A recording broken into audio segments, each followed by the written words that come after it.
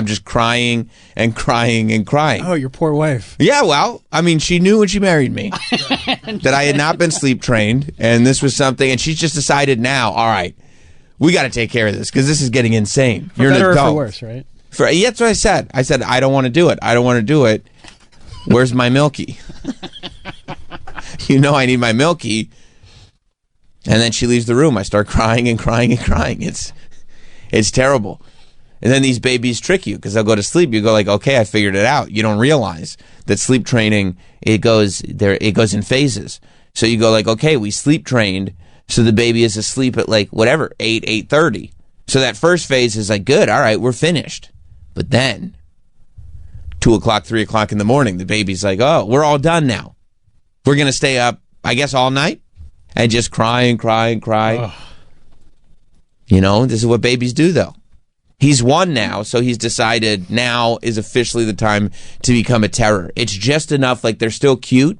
You know, he's still a cute baby, but Has he been sleeping fine? He did. They regress, you know. He was sleeping fine for a while, and then he was like, you know, being a little bit difficult, and now he's a terror. He's an absolute terror because at 1, they still look like babies, and they're still waddling around, you know what I mean, and acting like babies, except you can see it in their eyes. They're old enough that they know, oh, if I want something, I can be manipulative. Like, watch out, I'm about to become human. Right. I'm becoming human, yep. And I want this thing, and I refuse to accept any sort of compromise because they haven't developed empathy. They can't see that their parents are slowly being driven to madness. That I'm, you know, waking up in the middle of the night and I'm hearing 2 sets of tears because my baby's crying and then also my wife is crying. Going, why won't he just go to sleep? Why won't he just go to sleep? Now, is he waking up your other kids? No, thank God. That's impressive. Yeah. Are their rooms not close to each other? No, they're real close. They're right there, one next to the other, but those kids sleep like rocks now, which is good. Well, they passed the sleep training. They passed sleep training. Me and the baby still having trouble. That's all right. You know, it's because it's tough. I mean, I guess on the bright side, you don't have to deal with like 2 or 3 kids that are awake. Yeah. You know, like. Yes, and it was more difficult when our middle child, the 2 older kids are only 2 years apart. Mm-hmm. So like when our middle child was 1 and kind of going through it, her older brother was only 3. So he's still not really, you know, out of the woods yet. You know what I'm saying? So you are still dealing with 2 kind of people in a baby state. 3 years old is still kind of baby. Sure, you still need to. Now it's like one's about to be 8, one's about to be 5. So they're kids. Yeah. But this baby is like, oh, don't worry. I got the energy of 15 babies. I'm going to be up all night. And then at 5 a.m., it's like, okay, I'm ready to settle down and go to sleep. I think I'm good for like 8 hours. What are you guys doing? Yeah, I'm gonna pack it in. You don't have anything going on, right? I'm gonna go. Oh, dark outside. I see. I'm gonna pack it in. It'll be dark for another 45 minutes or so. I'm gonna pack it in, and then probably wake up around 7:30, just looking cute, as if nothing happened, as if there wasn't just a hellacious night. And then you live your day as if you weren't tortured all night long. You just live your day like it's like, oh, white picket fences, everything's great. You talking about you or the baby? Everybody, the family. Okay. The family. Well, yeah, because you can't stay mad. No, the family just exists, and then because people will come over, or you'll see people, and you can't live in this state. Plus, don't forget the older kids. The older kids then wake up. They didn't experience a hellacious night of torture, and as parents, you can't go. They're too young to know you're human. You can't be a human being yet. They don't know you're human? No. They think we're more human than human. No. You know, and because you got to be that way. I didn't know we were training them the white zombie way. How else would you train a kid? No, you're right. Yeah. And then I go, oh, summertime, you know what that means? And they go, black sunshine. I go, yeah. But yeah, you can't, like, you still have to be there for the other 2 kids. Right. You know? 100%. And also not go, hey, I can't do this. Because even at 8, they're not going to understand or appreciate, I can't do this for you because the baby has me exhausted. Like, that's not cool at all. See, that's why we only did 1. Also, you couldn't get it up anymore. You No, said. no. That's not It was the impotence.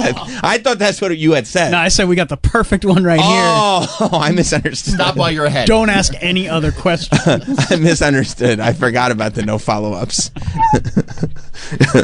Yeah, because I mean, whether you want to or not, or your wife, you still got to wake up. You still got to take your other kids to preschool or school, kindergarten, second grade. Like life still goes on. You're making Valentines. You're doing everything. But the silver lining of the whole thing, and we know this now from experience, is the human brain, especially when it comes to reproducing, is such an odd thing because as a species, you're supposed to reproduce. So I'm convinced that evolutionarily, we're preconditioned to have these little things that our bodies and brains naturally do.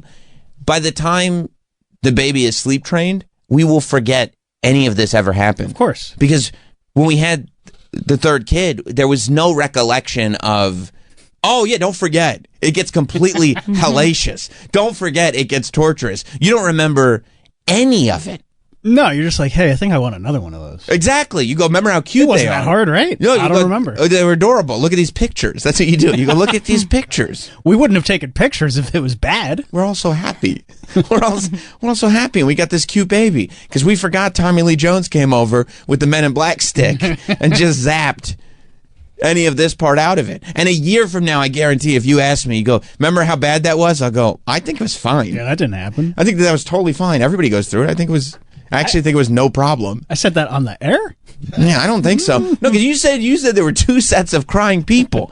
You said there was a baby and a wife that were all just crying, and I don't think so. I don't think that happened. Yeah, that's rough. So you just kind of got to white knuckle it and wait until your body naturally flushes it out of your memory. Yeah. And it goes quick. Once it's done, it's done. It'll just and be done, and you'll be okay again.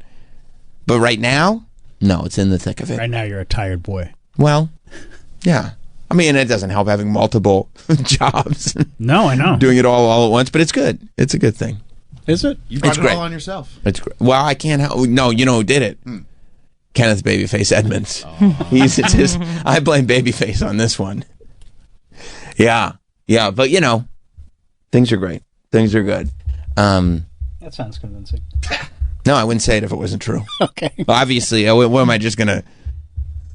No, things are great. Yeah. Things are really Things are good. really great. Things are really fine. Things are absolutely fine. You're going to be like Homer when he got 2 jobs to keep that pony. Just falling asleep. She's so happy with the pony. What do you? I can't disappoint her. I can't. Just going to bed and your alarm going off 2 minutes. Not knowing if it's an alarm. No, that's a baby crying. Okay, do I have to? What am I supposed to be doing here? Okay. Oh, you just get lost. No, I have no idea. Yeah, what's in front of me right now? Yep. Tell me what's in front of me right now. Okay, I'll do that. No problem. And I'll do it. By the way, I'll do it great.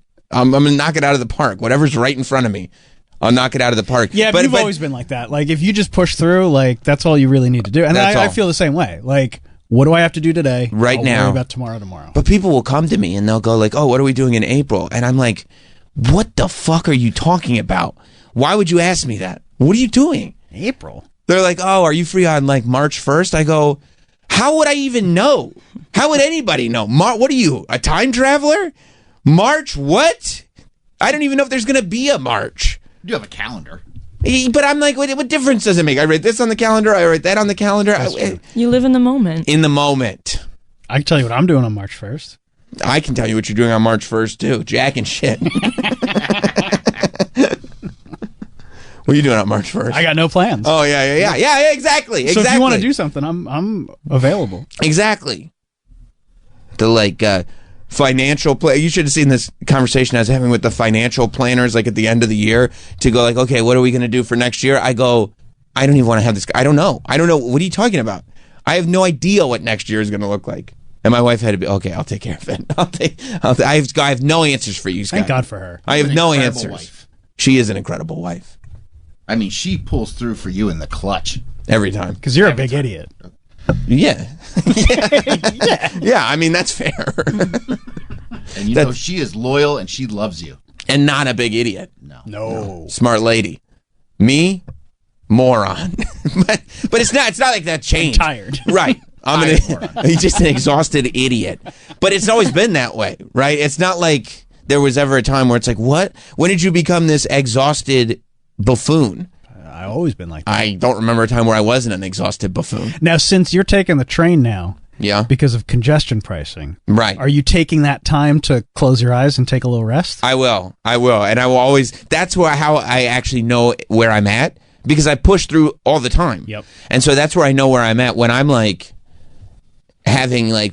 When I enter into a dream state on the train, yep. That's where I know it's like, okay, all right, we're pushing it. There are a few times here and there where I'll fall asleep, like sitting on the ferry. Right. And when I wake up, I'm like, oh, I'm that tired. Right. Like I specifically don't have coffee before I get on the train because I don't want to get jacked up. Same. Before the commute. I'll get jacked up when I get to work. But yeah, I'll go like, I mean, the perfect state is like almost like the state of relaxation. Just kind of closing your eyes. Right. It's almost like a meditative. Oh, yeah, she's on. Yeah. Yeah, she's on. Talking about video games and whatnot, sundresses. Yeah.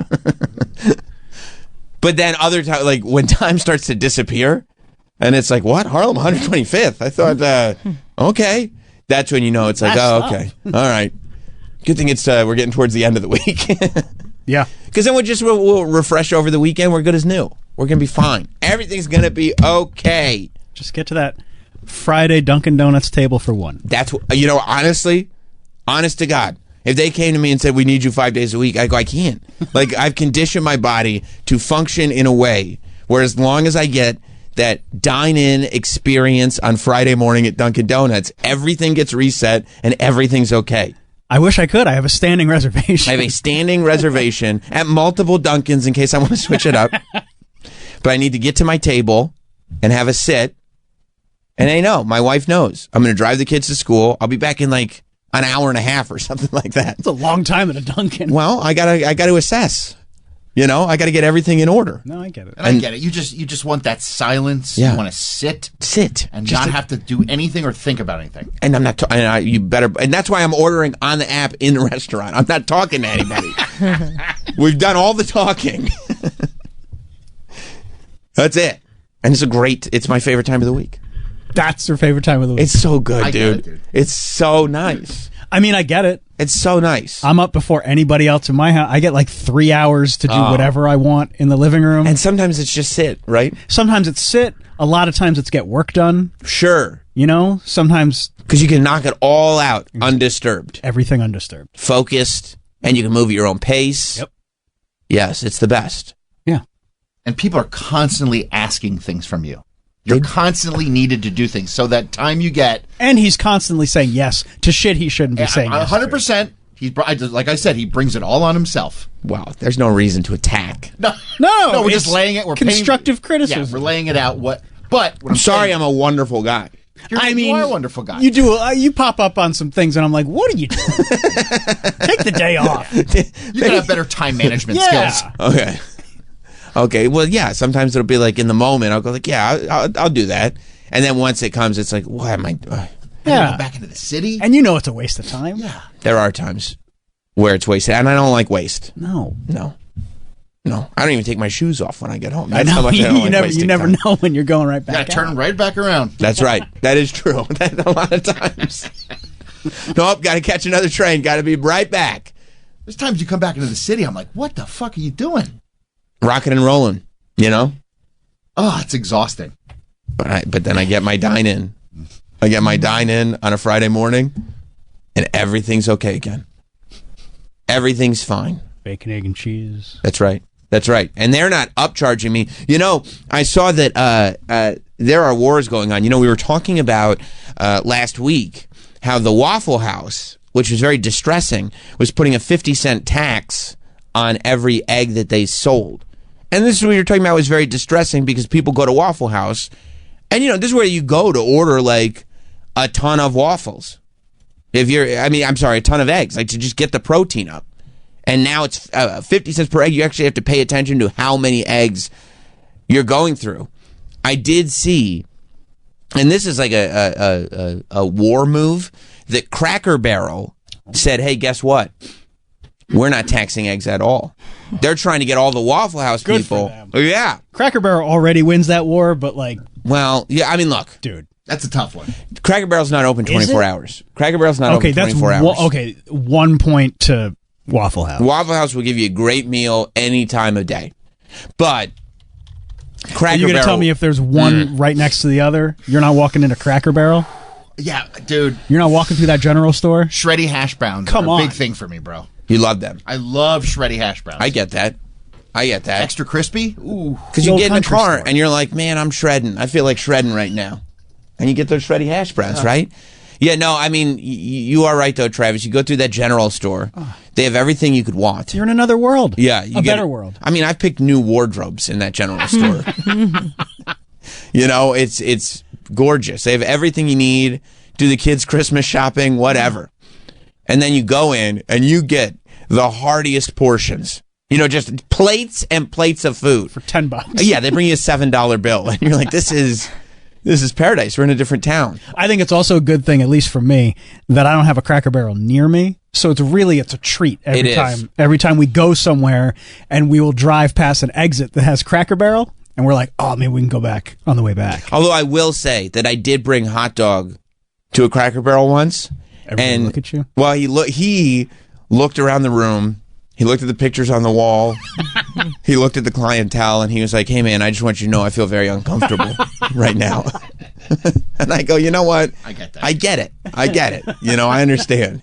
He's like, I think the news reports were right. I go, no, don't. There's no tax on the eggs. Don't worry about it. But yeah, so they put out a thing, not in our house.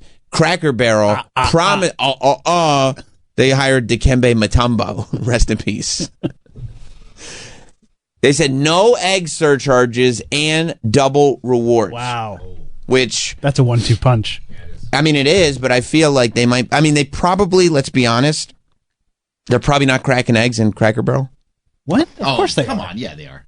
You don't think they're? I think they're fresh. Yeah, those are eggs. You don't think they're coming from a carton? No. Dunkin' Donuts, yes. Yeah. They're coming from a carton. Dunkin' Donuts. I think Dunkin' it's Donuts coming from a plastic bag. yeah, I think it's a frozen patty. Yeah, you just open it up. They're single serving. Still delicious.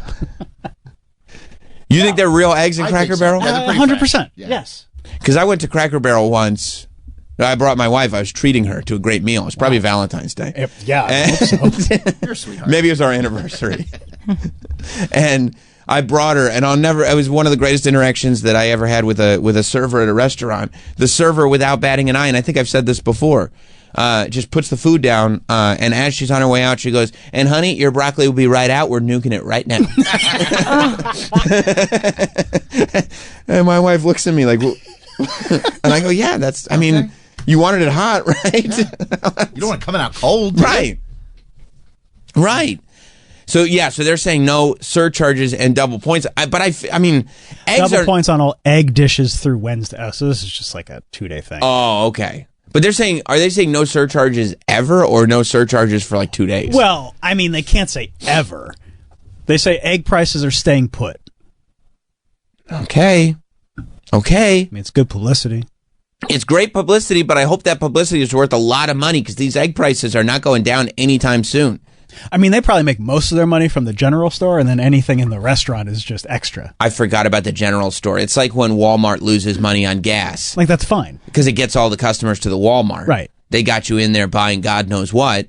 You know, the bootleg Raising Cane's chicken finger sauce. Exactly. So if they sell enough chicken finger sauce, they can give the gas away for free. Best Buy can have cheap DVDs because enough people are buying televisions and washing machines. I mean, you're speaking like a time traveler. Best Buy does not have physical media anymore. I know. It's depressing. It is. You ever have you walked into one? Yeah. In like the last 4 months? I mean, it's like they're like just riding out the clock. They're happy to see you. Yeah. You walk in. Well, they have nothing. They I mean, it's like It's like an empty warehouse. yeah, you go in, and I mean, I guess you could get a fridge there, but I don't need a fridge. I went to a PC Richards for a Christmas gift, and that is like walking into a time machine. In the sense that it hasn't changed? In or the sense that it is the exact same store it was in the Yeah. 90s, and they still operate like they're in the 90s. Yeah. They know how to do things one way, and that's the way they do it. Yeah, when you go into... Possibly in business. I don't know. Because when you go into Best Buy, it's not like they've figured out, like, okay, physical media, it doesn't move the needle anymore, but here's what does. I mean, they're just like, they got Legos at Best Buy now. They're grasping at straws. All these big box stores, Barnes & Noble, Best Buy, Michael's, like they all are doing the same thing where it's like, I guess we'll just sell toys and Legos. Right, exactly. Like low price Yeah. collectibles. I mean, what they should be doing, I think, is focusing on like having streamer setups and having all the products available, because they try that a little bit, but they don't want to stock things that cost like $200. Yeah. So they end up having like one of each item. You know what I mean? Like you can't ever, none of it's ever in store. They're still hoping that you're just like, you know, kind of just pop into a Best Buy and you see something and go, oh, I guess I'll buy that today, as opposed to going in with something in mind. Yeah. But I feel like the only thing they have left to do is focus on streamer setups and home studios and stuff. I mean, for me personally, it's TVs. Like, if I'm in the market for a new TV, but what is that? I wanna go there and look at. Yeah, that's every. If you buy 6 one, years? I was gonna say, if you buy one every 3 years, you're buying a lot of TVs. Then maybe I'm in the need of a new TV then. Yeah, I don't know, honey. Sam was saying. I do. I have no need for a new television. Right. I have a great TV. And I will sit on the couch some days and be like, maybe I could go bigger. Probably could. Probably could. Yeah. Yeah, when my wife realized I had put a bigger TV in the basement than there was in the living room, first she was like, what are you doing? And I was like, oh boy, don't get mad. I better go solve this problem. Got a bigger TV for the living room. I mean, it's the last thing I need. Of course. Lehman in Virginia. What's up, Lehman? Sam, your grandmother. What's up, dude? So half of my wife's family works at Cracker Barrel. Half of So I called my mother-in-law. Oh, yeah, it's wonderful. I called my mother-in-law just to let y'all know. Mm-hmm. They do indeed use real eggs. You called like just now? Yeah. Like you were listening to the show and go, hang on, I got to tell Sam what's going on with these eggs. Do y'all crack them? Troy, you're not surprised. Exactly. Right? That's great. I love it. Okay, all right. I told her I had to call into the radio show. This is very important. People are spreading rumors about your brand.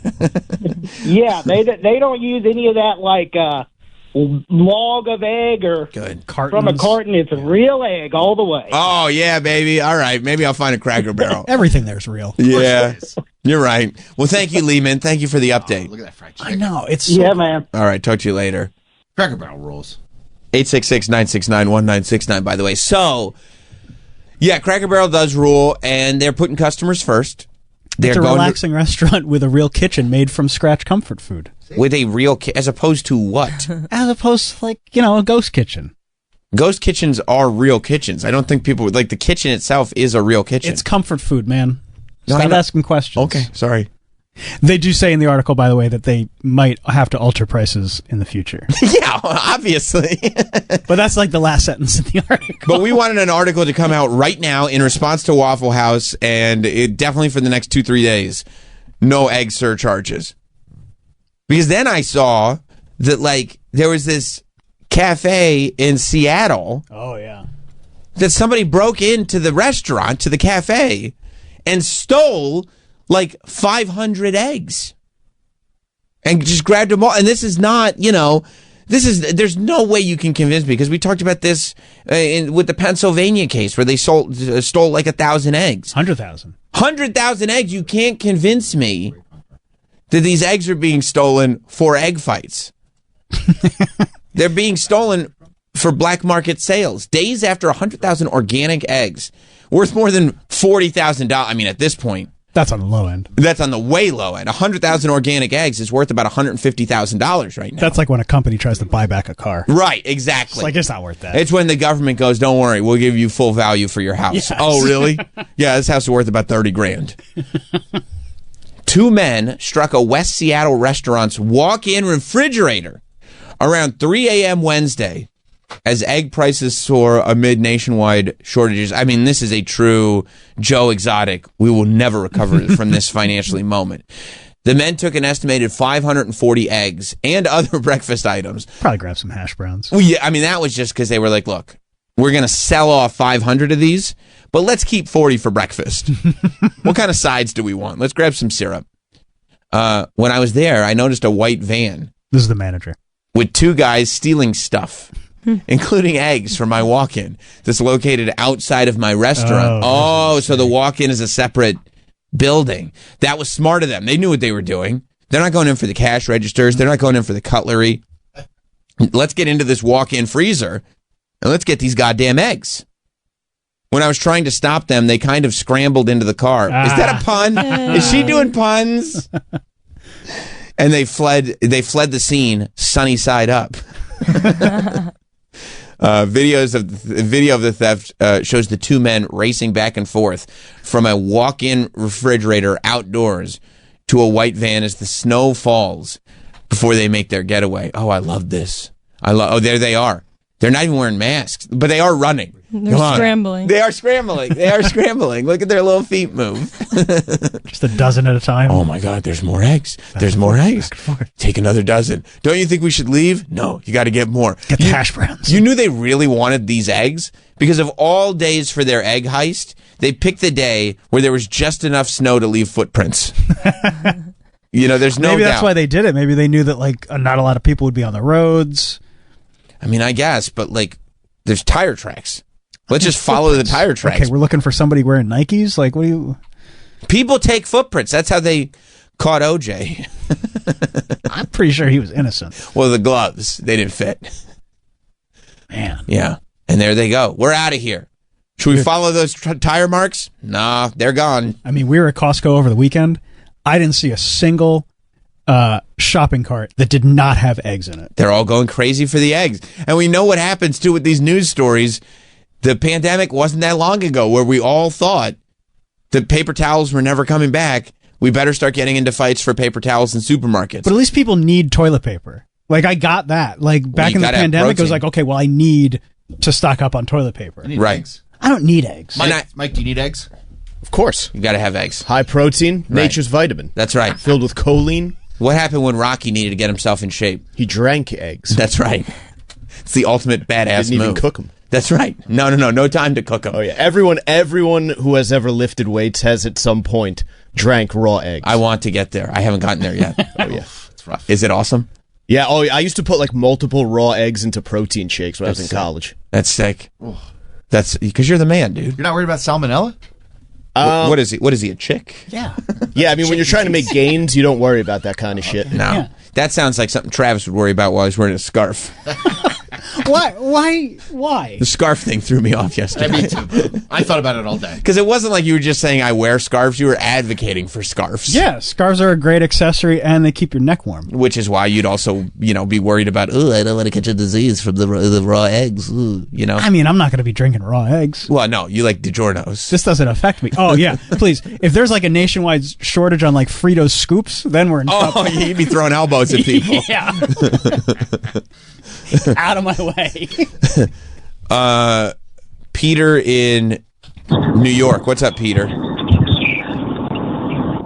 Hey, what's up, guys? Hey, man. So, Cracker Barrel. Yeah. One of the best parts, hanging out in the front, sitting on that porch, playing checkers. Yeah. You go, you're rocking in the rocking chair like it's a time gone by. If you go in and they don't tell you there's a 45-minute wait, you go, can I wait for 45 minutes? Is that I'll be back. Is it cool if I just wait for a while? And you can buy everything. I love that you're you're sitting in the rocking chair, right? And you're out there on the porch and you're just thinking about life. You're wishing you had a piece of hay to kind of chew as you're watching the cars drive by. And then you look down, there's a little price tag. And everybody who's ever sat in that rocking chair that notices the price tag, you always consider, maybe I should buy this. Maybe my life would be easier if I could do this every day. I've thought hey, maybe if I have a rocking chair in my living room, right, maybe I'll just be a little happier. And you honestly probably would. But then you think, how am I going to get this rocking chair home? Yeah, I don't have the space for this in my car. By the way, I'm starving. I got to go have something to eat. Go get some biscuits. Yeah. You're right, Peter. It's the best. Yeah. The vibes are right. And he's right. You play checkers. They got little games out there for you. Yeah. Yeah. In that little table game with the golf tees that nobody knows how to play. Oh, my wife crushes that game. She knows how to play? Oh, yeah. She bought one. We have one at our house. Those Canadians are real smart. They know how to do everything. Yeah, not us. But she'll get mad if we get to a table and there's no game on the table. She'll just walk around and find one.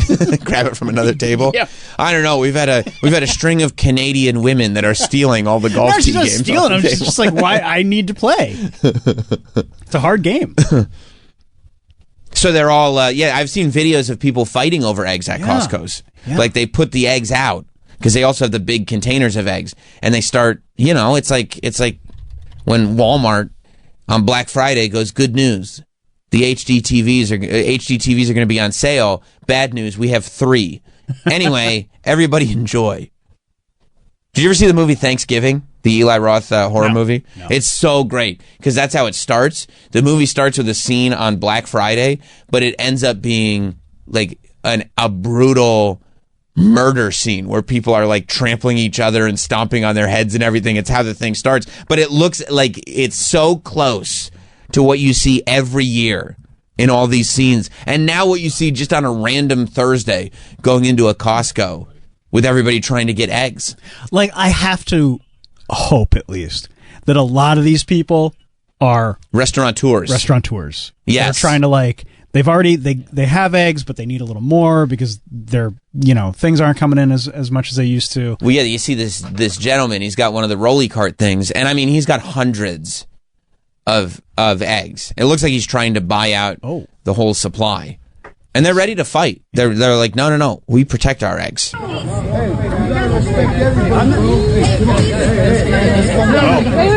Oh, they're putting their hands down. Yeah. You got to respect everybody, bro. Sorry for him disrespect. It's not worth it. It's not worth it, dude. Yes, it is. It's just eggs, man. No, it's not just eggs. Those are all his eggs? Yeah, they're all his. No. He must be a restaurateur. You can put that shit down. Oh, you can put that shit down. Okay, that's how you know it was a serious fight over eggs. That when somebody came over and said, put that shit down, they stopped videoing. Okay. I mean, yeah, okay. No, you're right. I shouldn't. You're right. I'll put it down right now. I'll put that shit down. I mean, I saw there's a lot of places are starting to ration them out. Yeah, there's a dozen a day. Yeah, there's like Trader Joe's. I was literally at Trader. Look, I took the picture of the sign. Due to ongoing issues and egg supplies, please limit your purchase to 1 dozen eggs. And look, it was pretty barren too. I mean, there's still some there, but shelves are missing. Scooping them up because they also know, like happened in the pandemic with paper towels, people just go into panics. Yeah. And even if they don't need eggs, that's half the problem here. Yeah, let me get like 6 dozen eggs just in case. And it's like, we haven't eaten eggs in this house in 6 months. What do you? I'm allergic to eggs. We don't need all these eggs. No. You need to have all of these eggs. A country full of reactionary jackasses. That's all it is. Of course it is. But like 1 dozen eggs per day is so many eggs. Oh, it's way more than anybody would ever need. Why would you need a dozen? Who goes through 12 eggs a day unless you're training for a bodybuilding competition or you're Rocky? There's no reason that you would need like a sign that says a dozen eggs per day. That should just be, how about we see the eggs are here. Let's do normal human behavior. More than a dozen, you're on a list. Yeah. Like even a dozen eggs per week. Come on. Per week? Yeah, that's 1 dozen eggs per week. I mean, I eat 3 eggs, 1 shot. My fiance eats 2, and Toots gets a hard boiled. Okay. All right. I mean, first of all, the fact that that's ridiculous. The fact that we have everybody is going crazy about eggs, and your cat is eating eggs. He loves hard boiled eggs. It's part of the solution, Troy, not the problem. You really are. That's idiotic. That's my child. You have a child, I have a child. Yeah, but my child's not supposed to eat cat food. Sam, if you gave me 100 guesses, I would not have guessed that the end of that sentence was going to be like, and Toots gets a hard He gets a hard-boiled egg every day. Every single day he's eating a hard-boiled egg. That's why we have problems. That's why he looks as beautiful as he does. Do you understand that on 9/11, when they said they did it because they hated our freedom, that's what they were talking about. What they hated. Yes. The cats are getting hard-boiled eggs on the daily. That's why Al-Qaeda was like, we got to do something about this. Enough is enough. Like, there's literally an egg shortage, and these Americans are still giving their cats eggs every single day. Not even, like, it's not even Toots' birthday. Yeah, it's not a holiday. Every day? It's just Tuesday. Hard-boiled. And a full one. He can cut it and ration it through the week. Right. Half a hard-boiled egg. That's a cat. A cat could eat 1 egg per week. Yeah. And still be eating way better than any other cat that I know. Like the idea that a cat would get a slice of egg every day, that's like a that's like a treat. Yes. Not like, oh, it's breakfast time. Where's my full egg? Can you imagine cat sitting for somebody and going like, well, he gets his hard-boiled egg in the morning? He screams if he doesn't get it. What the hell? What do you mean, what the hell? That's bad parenting. No, it's not. It's great parenting. It's spoiled. That's why he's such a good boy. He's not a good boy. If he He gets his screams way. if he doesn't get human food. He's screaming at you because he doesn't have an egg every day. That's a terrible cat. Yeah. Paul in Colorado. Hey, morning, guys. Morning. Travis was very cordial on the phone this morning. Good job, Travis. Been on the phone in 20 years. Yep. Hey, where I'm at, I don't know what the egg problem is. Eggs are $5.99 a dozen. Get farm fresh eggs for $5 a dozen. I mean, I don't know what planet you're from. I don't know if Colorado, you guys have that. How close are you to Denver? Maybe the Illuminati who live at the airport are helping you guys. Because I don't live anywhere near Denver. Denver's a shithole. No, well, I didn't. Okay. Well, listen, Paul. I want you to know something. This idea that eggs are $5 a dozen is not happening. Maybe in wherever, Podunk, Colorado, but in most cities, people are getting into fights for eggs. I mean, Waffle House is putting a surcharge. I don't know why you think that. Well, what are these guys talking about? Eggs are $5? No, they're not. Eggs are expensive. Well, you guys live in cities. That's That's where you live people. with the animals. No. You live with, literally, cities are meant to be inhabited by human beings. That's where humans evolved and developed tools so they could build buildings and create networks of commerce and call them cities. We're an advanced society. Well, if you're fighting over eggs, you guys are not advanced. That's You're fucking fools. you know what, Paul? That's a great point. That's a hell of a counterpoint, Paul. You're right. And if eggs are $5 a dozen, wherever Paul lives in Colorado, maybe they're onto something. I'll second it. I've been getting mine for less than $4. What? Yeah, cage free. Those aren't real eggs. They're not real eggs. Costco is still good. Like, we were there a week or so ago, and they're like $7 for 2 dozen. You got to wait until they put them out. Well, that's why there's fights, because they're still cheap at Costco. Right. You know? Right. Yeah, because even I have this problem if cats weren't eating eggs. Yeah, this guy over here, Troy, was the one complaining because he lives in New York City. Yeah. Where in New York City, they just read news reports and go, oh, we can jack the prices way up. Okay, like New York just read the egg panic that's going on and said, oh, okay, I guess we're going to charge $16 for a dozen eggs. And what are you going to do about it? You live in New York. Like, and he's still giving... flaunting. He's giving his cat a $2 egg every single day. Every single day. You're spending $14 a week on eggs for your cat. What are you stressing out about the price of eggs for if you're living the type of life where you give your cat an expensive egg every single day? You're acting like that's not my child. It's my child. You would do this for your child. It's an animal, dude. I already told my child she can't have eggs anymore. By the way, and she's an athlete. That's too expensive. She needs them. I'm sorry. Find another way to run. You can't purchase a child. You purchased your cat. Can. Well, yeah, only if you have Wayfair. Troy, you got a good point there. You can. I mean, in New York, they're selling Lucy's now. This is so such a funny. This is so New York. In bodegas, I mean, these are the ultimate scammers, and I love them for it. You guys know, I love a good scam. When they start scamming, I go, okay, now we're speaking the same language. I have nothing but respect. I don't feel that this is a scam at all. This is a New York thing. Lucy cigarettes, that's been going on forever. This is a scam in the sense that they're telling you, no, this is what we have to do this. No, you don't. They don't have to. No. They're doing it to be real. You think they stopped being polite? Yeah. And started getting real? They're doing this so that someone can walk in like Troy and say, hey, I need an egg for my cat. Yeah, listen to this. He's hungry. The cat's screaming. I gave him, he's got mountains of cat food. He won't eat it because he's a good boy. Yeah, they're selling Lucy eggs now in the bodega. All right, this guy offers 3 large Nelms brand grade A eggs. Love Nelms. In a plastic bag for $3. So that's $1 an egg. $1 an egg in a plastic bag. That's so funny. Well, I mean, what are you going to put it in? That's so. I mean, that still works out to $12 for a dozen. Of course, but it's only $3. But if you only need a couple eggs, and or if you only have $3, yeah, you know, I mean, that's literally why Lucy cigarettes became a thing. People couldn't afford $10 a pack. No, yo, man, let me get a Lucy. Right. And it's way more expensive, but like, what do you have in your pocket right now? Yeah. How many cigarettes can I get for this? Yeah. Look at him. He's so happy he figured it out. He's showing his plastic bag of eggs, and he's got it in a little tinfoil thing by the cash register. That's the impulse buy section. Oh, man. Usually you put like a cell phone charger or gummy bears or any of those things. Right. That you're like, oh, you know what? I do want to find out what's going on with Bat Boy. I could use a Kit Kat. Yeah, let me go ahead and purchase this. Now it's like, you know what? Damn. These eggs are going crazy. My cat is hungry. Let me get a little baggie of eggs. Fancy feast or an egg? Better do the egg thing. Right. What else you feeding your cat? Yeah. Well, if on a good day, we'll give him the hard-boiled egg, and then we give him those packets, like the churros packets. What's a churros packet? It's like is it cat food? Yeah. It's like a little like a squeezable. Okay, sure. And we drizzle it over top of the eggs. Oh my god! What the fuck? And then we'll give him a scavenger hunt.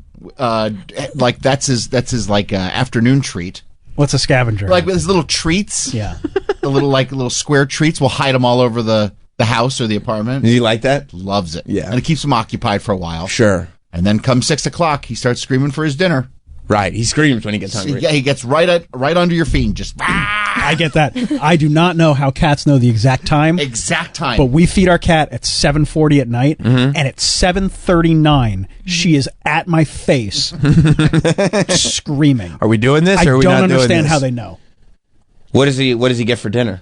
5 eggs. He'll get we'll give him like what are they called? Like a stew.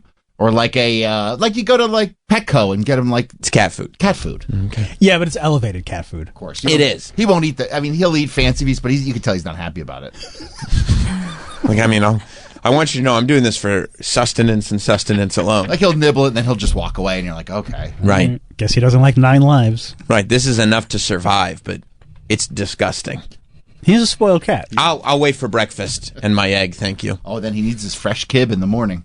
He likes fresh kib? Oh yeah. Fresh kib. It can't be last night's kib? No, because you put the wet food on top of the kib. So it's soggy kib. You don't separate? No. I mean, he has 2 bowls. He has a water bowl and a food bowl. Okay. And as soon as my feet hit the ground, he is screaming. In the morning? In the morning. So he wakes up your fiance. She can sleep through anything. Good for her. Yeah. She got to sleep through the shits. Even a hungry cat. A hungry cat and a fiance shitting the bed. Yeah. Scrubbing the sheets, just using a Tide pen so he doesn't have to take the sheets off the bed. Cat's screaming.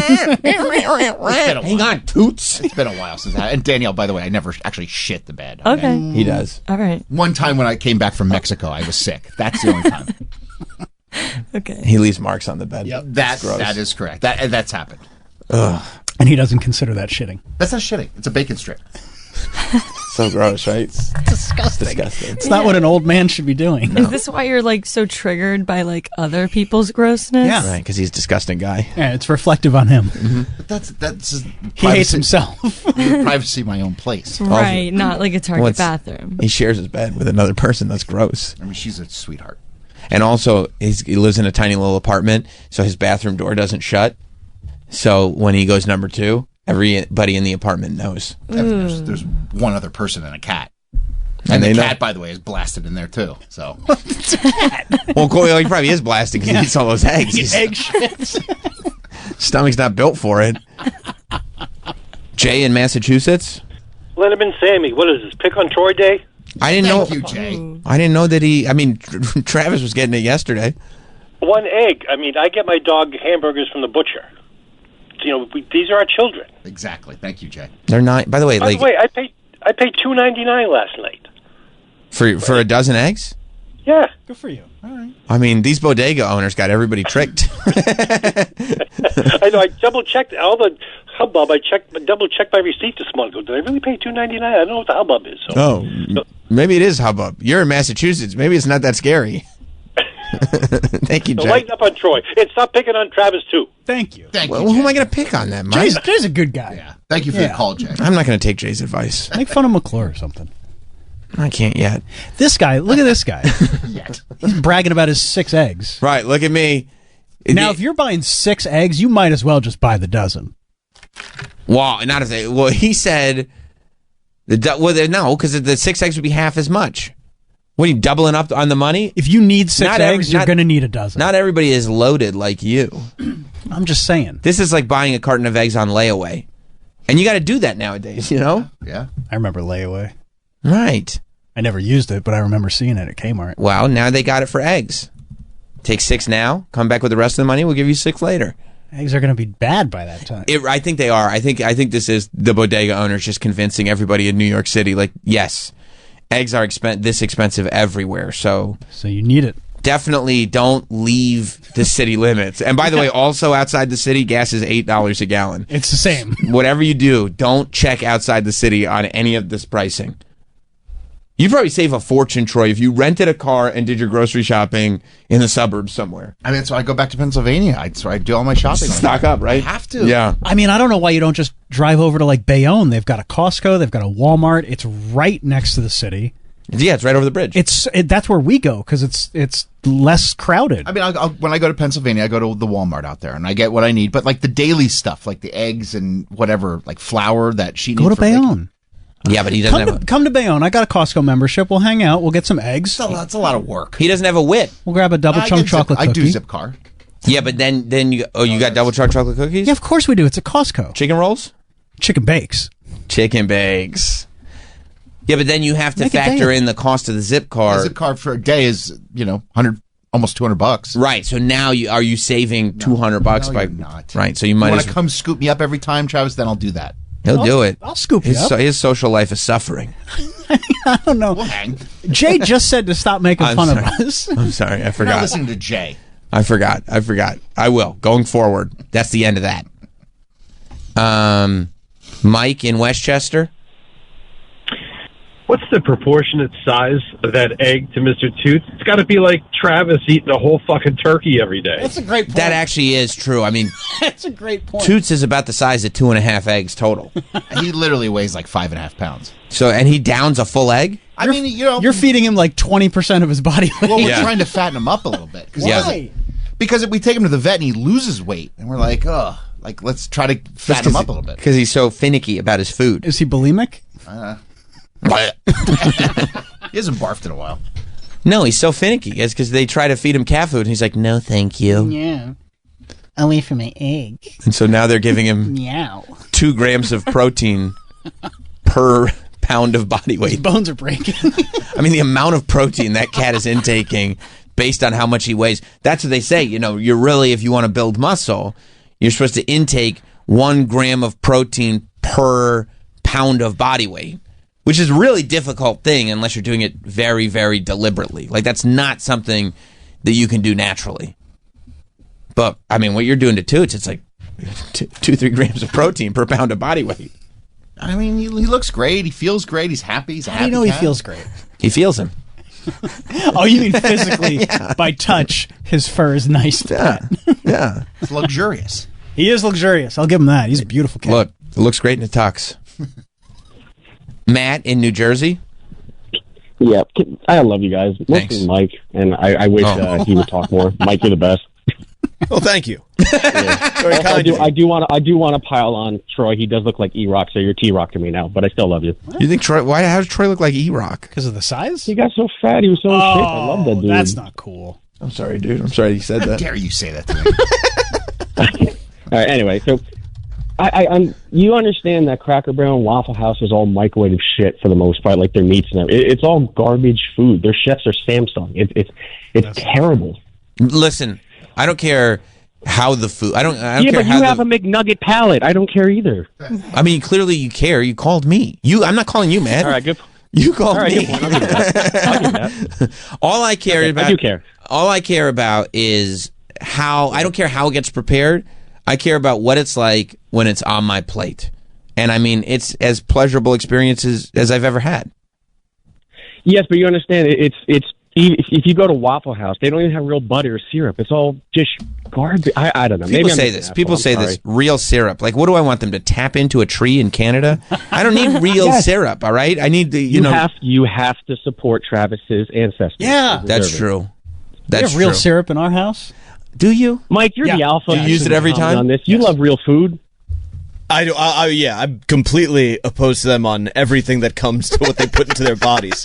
I'm shocked on a daily basis. Okay, that's an interesting take. I didn't realize you felt so strongly to tell you the truth. I'm just stunned every morning. Right. And that's my whole point. If Mike doesn't talk enough, because you need that alpha in there to control you, motherfuckers. Yeah, Mike, you should chime in more. What if I told you I had like a thin crust Domino's last night? Ooh. Good.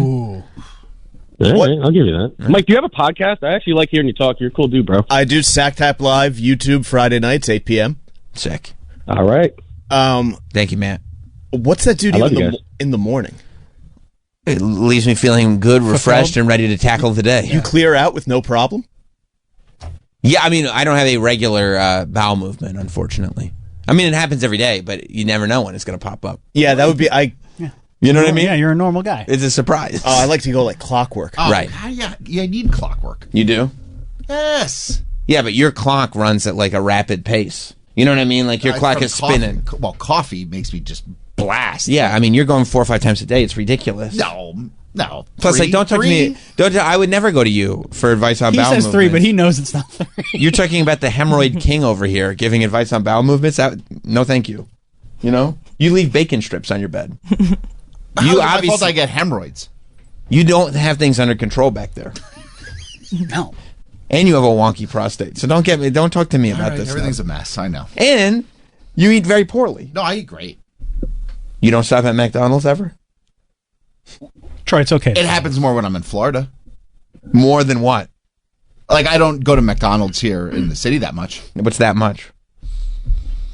I think you're there once a week. No. Maybe once. If I'm in the city, maybe once a month. That's not true. There's so much other good food. Yeah, Why would in the city? Come on. I don't think that's true because you and tell how expensive it is compared to like what you can get in the city. I believe. Troy. And McDonald's in Florida tastes better than McDonald's in the city. 100%. Like McDonald's in the city, they don't clean their fryers. It tastes like shit. And there's rats everywhere. Yeah. But you do frequently tell me, Sam, you were talking about McDonald's on the radio, and then it made me hungry, and I went and got some. That does happen. Yes. See. And I remember a time when we were doing a show in the evening where, I watched you get Chick-fil-A 4 or 5 times a week. Well, hang on a second. That was a long time ago. That was number one. You were right there with me. I mean, I'm not making claims about eating well. Number 2, they've just put a Chick-fil-A in New York City. And it was a big deal. It was right down the block from us. It was a huge deal. And we burned ourselves out on Chick-fil-A. We did. We had to take a long break. Years long. And you can't say we didn't have fun doing that? It was so good. We should go to Chick-fil-A. I should move the show back to 9. Listen, let's take a break. We got to talk to Jon Taffer. He's probably the perfect person to talk about all this stuff, how to deal with the eggs and stuff, because he's dealt with all these restaurateurs. I was watching a bar rescue last night where they literally found mushrooms growing in the wall of the freezer. God. It was so gross. And John was furious. Of course he was. He shut it down. Good for him. He shut it down immediately. Jon Taffer's coming in next. Stay right there. We will be right back with Sam Roberts Show. We're back with Sam Roberts Show. And is upcoming. Is upcoming. We've already signed season 10, which is quite flattering, I might say. Huge. That's why I saw the press release for it. Well, you're alumni, buddy. On the way. I know. You're Bar Rescue alumni. It's so crazy. People still, and I love how much those shows all get replayed. Because people still, and I don't even look the same. I think I still had hair. You did have hair. I did Bar Rescue. But people absolutely come up to me. Like, there are people that I hadn't seen since high school. And absolutely. So season 9 is coming back now. This season, I think it's the first season that you've been cycling in some guest hosts. Yeah. coming in, and I know that people are loving the guest host, but at the same time, it's a little mixed review. Well, they missed their Taffer. I mean, and you were kind the way you presented it. I appreciate that. I'm trying to be respectful, but they do. I mean, your personality is such. I mean, it's the nucleus of the show. Yeah. So that's a risk, right? Bringing in guest hosts, sure, making that decision to do that. And the other risk is the key point is for them not to try to be me. Right. Right, because I think Bar Rescue is successful because you've been there. You know this. It's authentic. It's real. What happens is completely real. So when you bring a guest host, you don't want them to get contrived. You don't want them to get ahead of themselves, to pre-think lines, things they want to say. You want to keep it in real time. And that's a challenge because when I did the show in the early days, think of your early days in radio. Right. You didn't freewheel it then. You didn't have the confidence to. Absolutely. You had your ducks in a row, man. You knew what you were going to say, how you were going to say it. You thought about it the night before. Now you don't have to do that so much. You're a pro. You can sit down and, it becomes sort of a natural extension of yourself. Yeah. Bar Rescue's that for me. I don't have to think about anything. I just will sort of go out there and do it. For them, I got to stop and prevent them from being contrived. Now, they're hosting the show, but I'm still there behind the scenes. You are? Oh, I'm working on a remodel. I speak to them off camera. I speak to them at least 3 times a day. And I'm very, very engaged because it's still my show, buddy. I'm still executive producer of it. And so I'm not trying to walk away from it. I'm trying to expand it. Are you, and is that, so why did that decision get made? Was it just because, are you still part of it but not on the scene, or are you still traveling to every show? No, I'm not on scene. Right. I'm off scene, but I'm very involved through all the calls, and I get all the blueprints and all that kind of stuff. But it simply was, we used to do 40 a year, Sam. Each show is a week away. That's 40 weeks a year on the road. There was 1 year we did 50. Jeez. And I love the show, but traveling that much is it's just too much. And I want to enjoy myself a little bit. So I've agreed that I'll do about 20 shows a year. Which is still a lot, by the way. Which is a lot of shows. And I'll be involved in any of the others that they want to do. So we'll see. Right now, season 10 is all me. It is. Yep. So we'll see how it goes from there. How many? And so you built such a library of shows too. 272 episodes of Bar Rescue. Blows me away, Sam. I mean, I thought I'd do a pilot and go home. I was happy doing a pilot and go home. How cool is that? Right. I did a pilot. That's fun. then I'll never forget this. After season 2, I went to my production company and I said, okay, so season 2, statistically, we're much more likely to make it to season 3 now, right? Okay. They said, no. The statistical likelihood of 2 to 3 is one of the lowest in all of television. Really? Because the buzz sort of wears off, I guess. But here we are, 270, 15 years. By the way, you were on what, about 5 years ago? It's probably about 5 years ago. Yeah, right? 5? Yep. Yeah, because, and it's really interesting that you said season 2 to season 3, because I was just last night watching a clip of you. You were on like the show Gary Vee was doing at the time, and you were explaining marketing inside a restaurant. The red napkin. Yes. And how the statistics of get them to come in for a second time. Once you get them for a second time, it's 40% likely that they'll come for a third time. But once they're in for the third time, now you're at 70% that they'll come in for a fourth. And now you've got a great memory. And that's what restaurant operators, and I'm going to say a lot of retailers blow it. You don't market to 1 visit, you market to 3. Right. You see, how many times have you been out, you had a great time, but you don't think about it. It's not in your cycle. It's not in your traffic pattern of your life, if you will. Yeah. After 3 visits, it's now creating a pattern. It has a place. Yeah, that's in our your spot. cycle, if you will. Yeah, that's our spot. And if you say, let's go out to get dinner tonight, you're like, the first thing that pops into your mind, this is the restaurant we go to. Absolutely. So that's why and the same thing with the store. Right. When it becomes part of your cycle, that's where the payoff really comes in. Yeah, and I think that all, like, when I go into a barbershop to touch up my beard, obviously I don't need to go in for a haircut anymore. But it's like one of those things where it's like, okay, that's my guy. He made me feel like he was my guy. Yep. I'm not going to any other guys. Like, this is who I'm going to. This is your guy. Yeah. Yep, yeah. Absolutely. But a lot of people don't do it, right? A lot of people are just so concentrating on the singular sale at this moment. Yeah. And then they discount, and people get attached to discounts. I'd rather give it to you free the first time. And then, because you're not going to get addicted to free. You don't expect free forever. Right. But a discount, now it feels like you're upcharging instead of going to the regular price eventually when you break the discount, right? Yeah. So there's something else that people notice, and you'll find this interesting. The acquisition cost for a new customer in a restaurant can be $1,000. can be $300-400. I mean, an ad in a newspaper, an ad on Sirius, of right? Course, the stuff of isn't course. cheap. Yes. So if you do that and you count the new bodies you get, the acquisition cost per head is very, very expensive. Right. Let's say there's a dinner for $20. Right. Steak dinner. I can give you that steak dinner. That only cost me $5. And I don't have to pay that $5 until you come. Right. So I take serious guys are going to kill me. I take advertising dollars. I'm a TV guy saying this. Yeah. I take media dollars and I move them to giveaways. And I say, come to the restaurant, have my ribs, they're free dinner, blah, blah, blah. It costs me $5 when you come versus thousands hoping you come. Right. And it's a direct to, like, you're already here. And you're tasting it, and we're connecting. Yes. And now I give you that hit for the second visit, and I give you the center for the third visit. Yeah. And you're mine, buddy. Yeah. How do you think that works in the media and content space? Because you also just signed a deal to do like podcasts, which for TuneIn, to do like podcast and content like that. You're on TuneIn. Yeah, absolutely. Yep. So have you like wrapped your head around, okay, how do I get the podcast space is so flooded right now. It is. How do I get people to first get attracted enough to this show to listen, and then how do I make it, because it's the same thing, you got to go, okay, if I'm dropping on Tuesday, this now has to become part of the regular Tuesday cycle of these listeners, right? Yeah, I don't think media is very different. I think it takes 3 or 4 listens to get into somebody's cycle as well.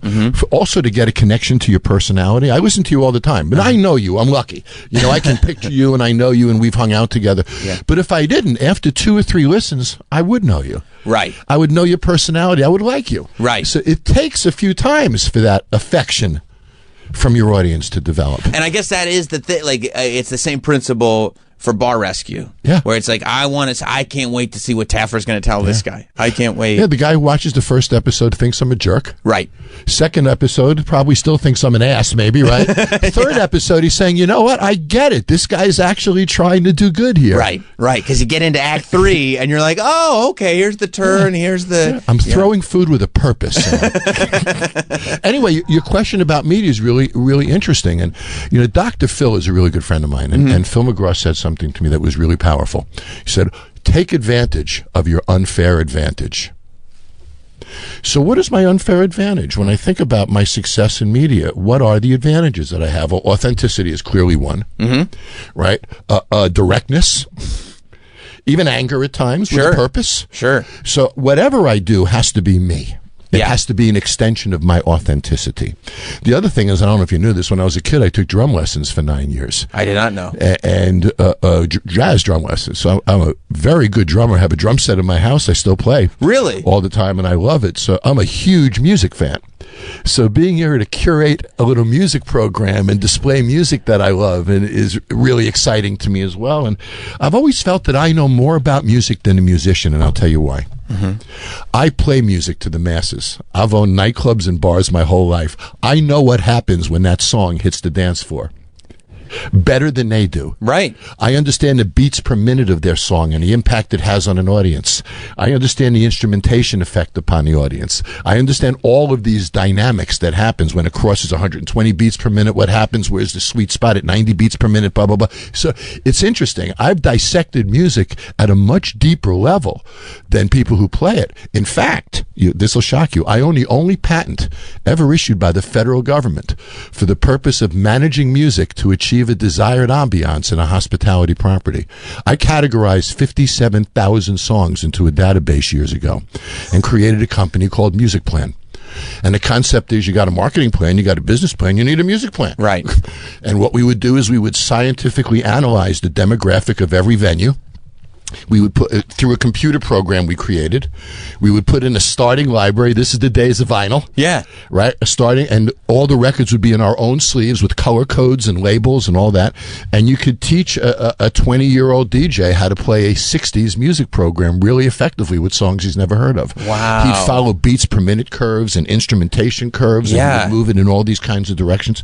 So to me, music is more than just music. It's the ultimate vehicle by which to create energy, emotion, and reactions if you program it properly. Well, yeah, and I think that's the difference, too, between, like, going, okay, I'm going to take this as a pure art form and just do it for the art, and go, no, there's a business to be had here, and also there's an audience that I need to keep in mind, and I'm ultimately, my job is to please this audience. Yeah. So let me, I guess, in your case, statistically, figure out how my odds are best at doing that. Yeah. Have you always been a numbers guy? I've always been a numbers guy. You love statistics and numbers. I do. Yeah. But, when I went to college, I studied cultural anthropology, which is the study of primates and their societies and their culture. I'm very interested in human behavior, always have been. What causes Sam to wake up this morning and put on the clothes that he does? Right. You could have put on the tuxedo this morning. I could have. But you didn't. Nope. No, thank God. I'm being extreme, but you hear what I'm saying? Sure. All of us make these decisions in life, and these little decisions that we all make drive a massive economy. Yeah. And I've always felt that the person who really understands that decision process, what drives us to make the choices that we do, would be the one who's extremely successful in the marketplace. And understanding that kind of human behavior is what I love. That's why I'm good at Bar Rescue.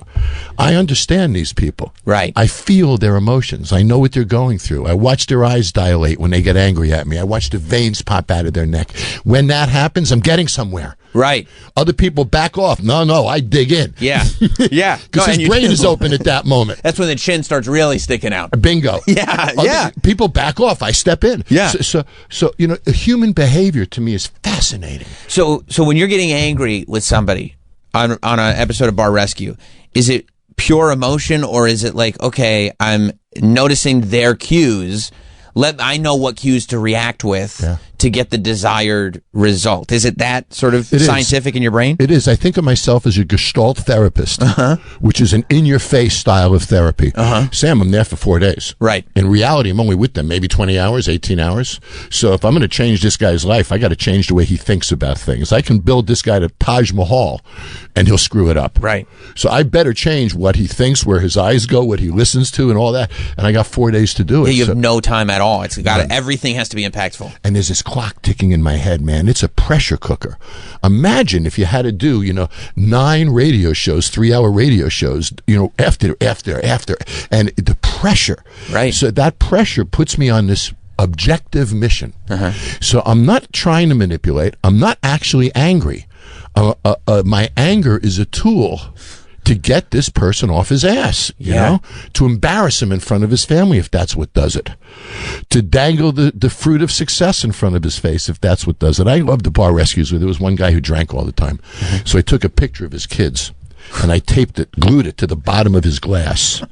So every time he lifted his glass, he stared at his children. I want to see you drink now when you're looking at that. Look right at them. You got to be aggressive when you only have 4 days. And that's why it is that way. I'm much nicer in life. You know that. I mean, yeah. But put me in that pressure cooker. Yeah, I'm a freaking maniac. It is insane being there for it. And I think I've said a little bit of this before, but like, when you're on set, quote unquote, for Bar Rescue, which is literally just in the bar, it's like, because Jim and me did the one in Tampa, and we're just sitting and we order food and we order drinks or whatever, and there's this moment where I remember sitting there in it, where you walk in with the owner of the bar, and I'm like, wait, the show's happening? Like, we were just hanging, ordering the food, talking to the bartender, whatever, and then all of a sudden you show up, the lady who runs the bar is crying, and I go, oh, this is the episode. Like, this is happening, and everything just starts spinning all at once. It is such an insane environment to be in, because it truly is like sitting in the room.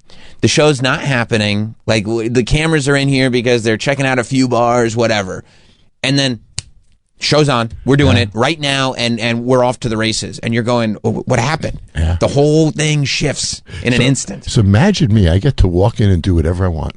Yeah. Most reality stars, they're told, well, I'm not going to script you, but these are the points you need to hit. Right. And that's the other thing. And by the way, stand on this mark. Yeah. And then go over to this mark. I have no marks. Right. I got the greatest cameraman in the world. These guys can run backwards faster than you and I can run forwards. So I get to walk in there, go wherever I want, do whatever I want, and tell the story in my way. Right. And it's really wonderful to be able to tell these people's story, too. Yeah. How did they get in this situation? How bad is it? What's going on with their wife, with their kids? I mean, this is more than a bar. This guy's freaking life is going down the tubes here. Totally. Yeah. And I was wondering, too, like, that's what I was going to ask you, if you have to take time to get out of angry mode, because, like, when I get angry at somebody, it takes me, like, I need a little bit of time to myself before I can have a healthy conversation with somebody. But if your anger is more of a tool, is it a on-off switch? Yeah, it is. That's nuts. Yeah. That's now, crazy. There are times I do get angry. Sure. I mean, if the guy is screwing his own family, I'm going to get angry at that, right? If he's getting people sick, I'm going to get angry. What if he's disrespecting you? I'll get a little angry at that. But, I can understand it's a defense mechanism, too. I got to break that down. Right. He's got to stop insulting me and start listening to me. So I got to get us to that point. It's not going to happen by love if I only have 4 days. Yeah. Yeah, I was watching, and that's the other thing. When you talk about 270 episodes of Bar Rescue, what's great is that you figured out the evergreen format. Everybody in television, everybody in media loves when you can figure out that evergreen format because you can run these 270 shows from now until the end of time. It's on right now. It's nuts. Like I'll watch it now and go, oh, I'm watching a show from 8 years ago, and it does, and crazy. It could just be right now. I was watching the one last night. That was what it was. Fairway Golf and Grill. Oh, with the mushroom in the walk-in? Yeah. Oh, my God. I go in this guy's walk-in refrigerator. There's a mushroom growing out of the wall the size of my freaking head. It was crazy. The mushroom was growing out of the wall of the walk-in freezer. Like, they cleared out the freezer, and there's a mushroom growing out of the wall. When you go in and you see that you're now in this food establishment that has literal fungus, I mean, full-on mushrooms. Like, it looked like a mushroom that you would see on a shelf, and you realize there is no shelf. That's been growing out of the wall. That's right, for a long time. Yep, in the seam between the metal. I mean, what do you think? It's funny that you mentioned that episode because that has one of my favorite scenes of all time in it. Mm-hmm. The guy who was the cook in that episode told the owner he was a trained chef. Mm-hmm. And he wasn't. He was full of crap. Right. So we busted him on that, and then we went through what we went through, and then we fired him. And after I fired him, my favorite scene ever was this guy getting on like a mini bike and riding out of the parking lot into the sunset. Yeah. But the guy was so full of crap, he didn't know how to fry an egg. This guy, but he's I'm a chef, a graduate chef. Anyway. It's incredible the things that you see in this business. Yeah, and was there? I mean, what was the possible excuse for mushrooms are growing out of the wall? Like that level of I don't care about this place and I'm not checking on anything. It's remarkable to me that they don't see these things. Sometimes they say, you know what, there's a real chance that Taffer's going to be here next week. Maybe we should clean up. Yeah, at least cut that mushroom. No, right, at least cut the mushroom down or water it. Something. Yeah. But the things that I've seen, we've opened up a refrigerated drawer on a cooking line. A dead raccoon was in it. Right. We've stood in kitchens in Fort Lauderdale, Florida, and as we're standing on the cooking line cooking, the rats are running into our sneakers. Oh, my. We feel them hitting our sneakers on the floor as they're running around the kitchen floor. While we're cooking, that's how many of them there were. Normally, they only come out at night. Yeah. And they're staring us in the face. They're saying, you're in my kitchen, buddy. Yeah. And there's enough of us. Oh, yeah. That this is our spot. I use prophylactic behind the bar, sitting on the ground under the sinks. And it's you. I've walked into kitchens where I had to turn around and walk right back out and take a jar of powdered garlic, sprinkle it on the end of my tongue, and then breathe through my mouth, not my nose, while I'm in the kitchen. And I can make it maybe 30 seconds before I'm ready to puke and I got to run out again. Oh. So the things that I've seen are remarkable, but these people live these ways. It becomes accepted to them. Yeah, it really does. I was also watching I think it was like from season 3, the Headhunters. Oh, my God. That's another one. So I go in with my wife. She's wearing open-toe shoes, and the cockroaches are walking across her feet as we're sitting on the bar. We had to close it down. It had a Class 5 infestation. Yeah, I remember. You found there was literally, I think your wife left because there were cockroaches in the liquor bottle. Absolutely. Like they were about, I think it was whiskey. They were about to pour her a whiskey, and one of you had to say, there's roaches at the bottom of that bottle that you are pouring from right now. And then the owner of this place goes, first he says, there's no bugs. And then you go, there's an obscene amount of bugs. Look at this video. And then he goes, well, it's Austin. Every place in Austin has bugs. Every bar in America has roaches. And it's like, what are you talking about? They're in the liquor. He said the greatest line ever an owner ever said to me. Mm-hmm. I was having that argument with him, and I said, there's bugs in your bottles. And he looked me in the eyes. And said to me, you're a bug. I mean, this is. I mean, do you keep a straight face at that point? You don't know what to do at moments like that. Sometimes. Did I go back to second grade? Yeah. After 272 episodes, I can honestly tell you, Sam, I have no freaking idea what I'm going to walk into next time. Right. It never ceases to amaze me. It's remarkable. Have you ever been in one where you're like, because sometimes, look, there's a thing where I think even more so than bringing up people's families, I think more so than bringing up people's failures, there is a personality type, and you see it a lot in liars, people who lie constantly. When you point out their lies and they get caught in a lie publicly, they can get violent. Absolutely. And you can see it in their face. You're blowing their whole gig. Right. Have you had moments on the show where you're like, oh, I think like a security around, this guy could come at me. Yeah, I think he's going to lunge at me. Well, I have to manage that. You know, fortunately, people's pupils dilate before those things happen, and there's body language and things. I got to push it up to that line.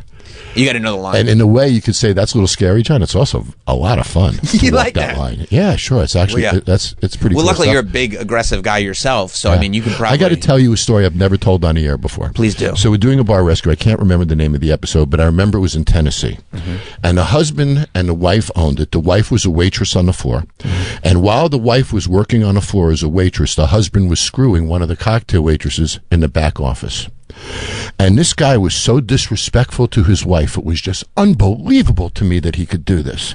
And his wife was a sweet, lovable, attractive. I mean, so we're watching this stuff, and I have it out with him, and he's not going to do it anymore, and blah, blah. But the waitress is still there. And you can see they're touching each other as they walk by, and suddenly, where are they? Where are they? And they're in the back again, and all this is going on. I beat the hell out of this guy and go through this whole process of what kind of husband are you, blah, blah, blah.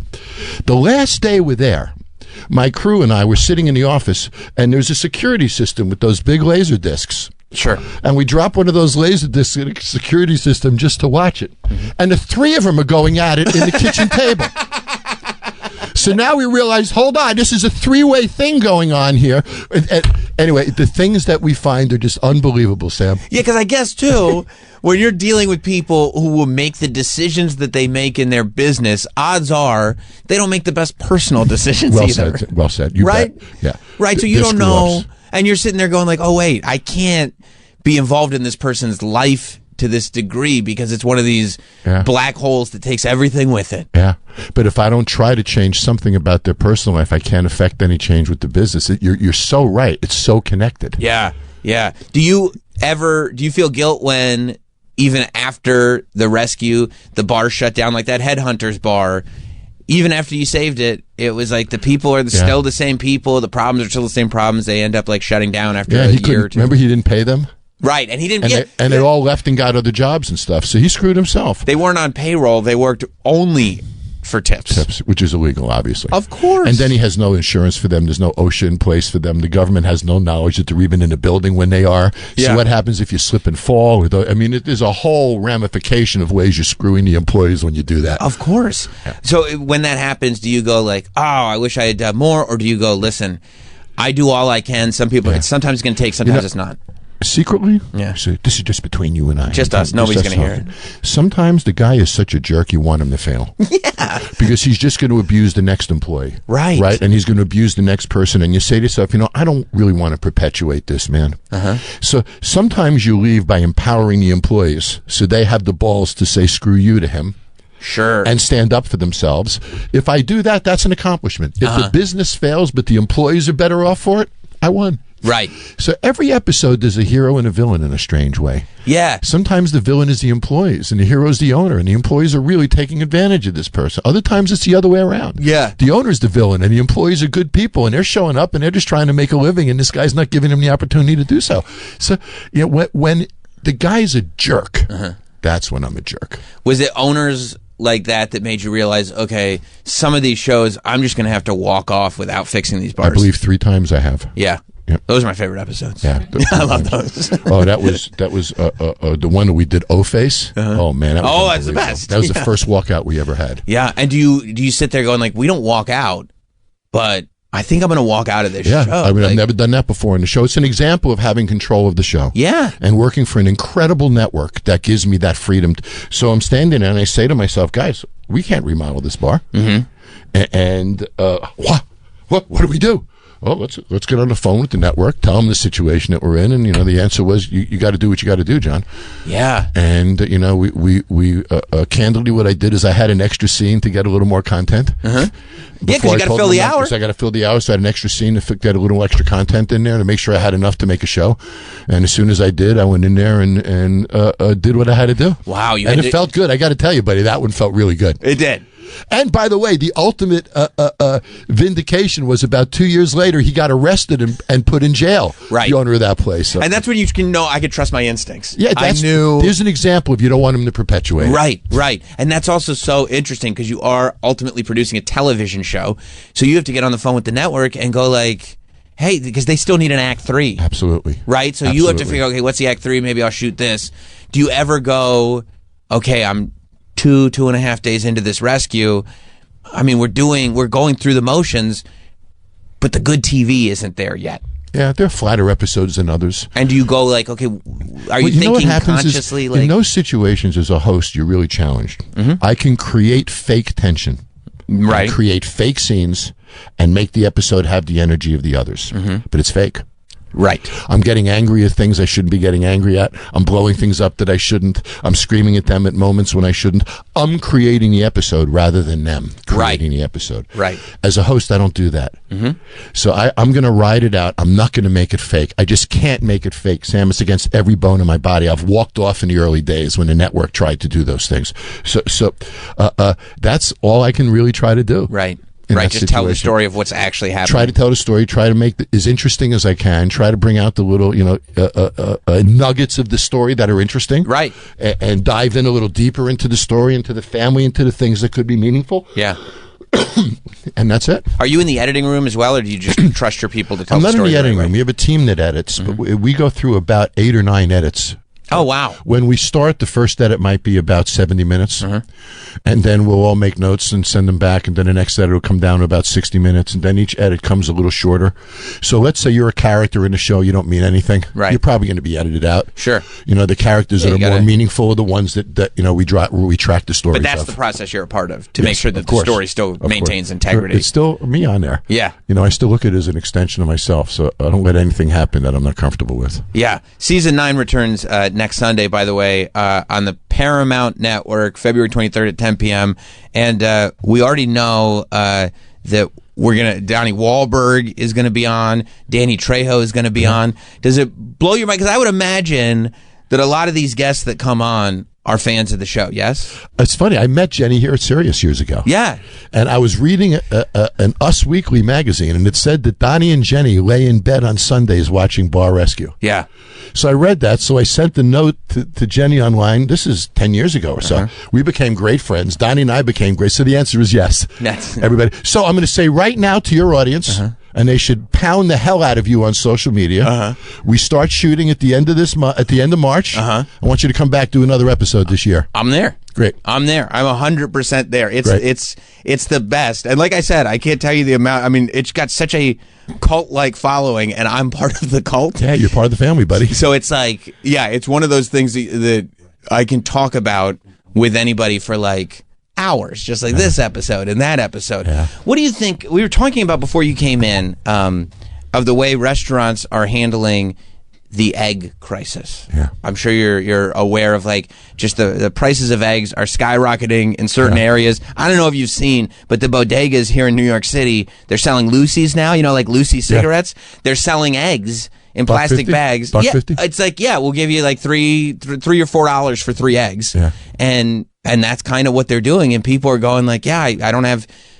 $15 to buy a dozen eggs, but I got $3 in my pocket. I'll get hatched a hell of a problem. Huh? Yeah, they have. They have. But what do you do? I was at Denny's this morning. I was reading, and their sales are down 23%, and their profits are down hugely because of the egg thing. So I understand they're gonna put in a 50% surcharge on eggs. That's what I got to tell you. If I had a breakfast restaurant, I'd be running specials on pancakes.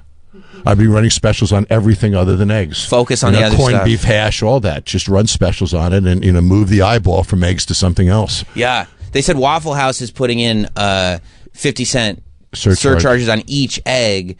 Which also sucks because like those restaurants, whether it's a Denny's or a Waffle House, people go in and they're going, I'll have 6 eggs. You know what I mean? Like they're ordering big portions. They're not really thinking about the price per egg. Yeah. They're looking at, this plate's going to be pretty inexpensive, but now it does put them in a position where they actually have to concentrate on the itemization. And I think that can be bad for the whole menu, because now you're not just doing it for eggs, you're doing it for, do I really need this side of bacon? Do I really need... You reevaluate everything. Right. And right now, the marketplace is noisy, if you will. People are a little fatigued at the moment. So restaurant revenues are down a little bit. Costs are still going up. So it's a challenging time. It really is. And, people should remember that about 70% of the restaurants in America are individually owned. And about half of those are just single unit ma-pa restaurants. Right. And we're the largest non-government employer in America. So when the restaurant industry is in trouble, the country's in trouble. Yeah. It's too connective. Right. And it's tough because, we're just getting out of the pandemic, which fucked over the restaurants crazy. And the fucking continues now. Yeah. Yeah. Yeah. It's really insane, but that's what you would do. Just go whatever doesn't have eggs in it. Focus on that. Funny story. Offer deals. Since you brought the fuck word up, I'm going to tell another funny story. I'm doing bar rescue. This is great. And this owner gets screwed by his employees, by this guy. So I say on camera right in front of him, so he fucked you. He fucked you long, he fucked you hard, and he fucked you deep, didn't he? I said that on camera. And now we're watching the 8 edits go by. It made it past the first edit. Made it past the second edit. Made it. Son of a gun, that line aired. It did? They bleeped the fuck. Sure, but it the aired. rest of it aired. Absolutely. I forget what episode it is. That's fantastic. Do you remember which one that was, Sean? You must have been very proud of that line. Because that's one of those things I can almost, as you're saying it. Yeah. We work in a place where our words are kind of our business, right? As you're saying it, when you go, he fucked you long, he fucked you hard. And then when you realize you're about to say deep, you're like, oh, this is poetry. This is beautiful. It's a hell of a line, I thought. It's great. It's great. And then the guy's got to say, yeah, I guess he did. Yeah, he did. There was a night in Tennessee where the husband was a real jerk to the wife. And I said to him, how big do you feel right now? He said, not your dick, you. That made the cut as well. So it's fun to do these kind of things. It's an amazing blessing to be able to do this every week the way I want to do it, in an authentic kind of way, and get a hug each week. Yeah. It's an amazing thing when you think about that, Sam. And, we have microphones under our shirts and our chests. So when we do the hug at the end of the episode, nobody can hear what we're saying. It's all muffled. Right. But the things they whisper in my ear, buddy, are just incredible. And it's real. You're the father I never had, John. Wow, I needed that kick in the ass. My wife and I have a new outlook. My kids are proud of me again. Those things are incredible. And the ones that fight me the hardest give me the tightest hugs. Do you see that sometimes, like, in the middle of these interactions, do you go like, oh, this person is fighting with me the way he fought with his father, or they're starting to be a kind of paternal, I can see how he's looking at me, and this goes back to childhood. Yeah. Yeah. And it ends with him almost respecting me like a father. Right. It's powerful, the process that it goes through. But at the end of the episode, I'll always say to the kids, you proud of your dad now? Yes, I am. Yeah. But 4 days earlier, they said I wasn't. Is that a trip, though, for you to realize, like, because everything is moving so fast, but for each of those people, the connection is so deep, and not to say it's not deep for you, but you're making that connection. Now, next week I'm going to make another connection. And next week I'm going to make another connection. Like, to realize at the end of the year, I feel them for that week.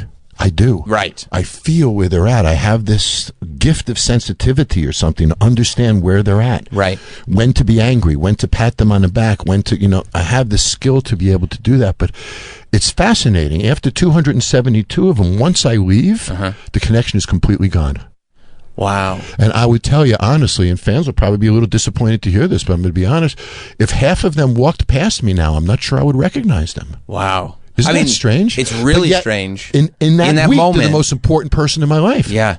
But for your own mental health and for your life, you can't maintain all those connections. No, I can't. Some of them, if they reach out to me, I keep in touch. Sure. And there's some that we're good friends over the years. But if they don't, I don't. But also there are people you should not have in your life. Absolutely. Right? That you interact with for 4 days and go like, we both met a few of those. Yeah. Yeah. Well, we got to wrap up. There's one question before we wrap up. Okay.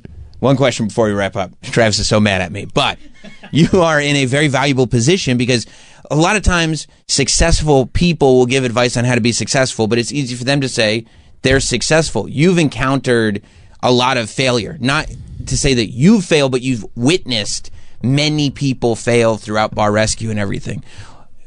Why do you think people fail, and what's that common thing? Like somebody who's listening right now that's trying to do something, but it's not clicking. Here we go. You ready? Why do people fail? And the book "Don't BS Yourself" is about this. You see, if somebody if you own a restaurant and you're failing, right? When you wake up in the morning, you don't look in the mirror and say, "I'm a failure." Mm-hmm. You blame it on something else. Mm-hmm. The marketplace, the marketing, that son of a gun, that agency, the construction on the road, the fucking mayor, the fucking governor, Congress, you blame it against something else. Mm-hmm. So you have no reason to change. Mm-hmm. It's not your fault. You keep failing. But what if you didn't allow an excuse to step in? What if you said, any time in my life I'm failing, it's because of me. Mm-hmm. Not anything else. Anything else other people get by, I should be able to get by it too.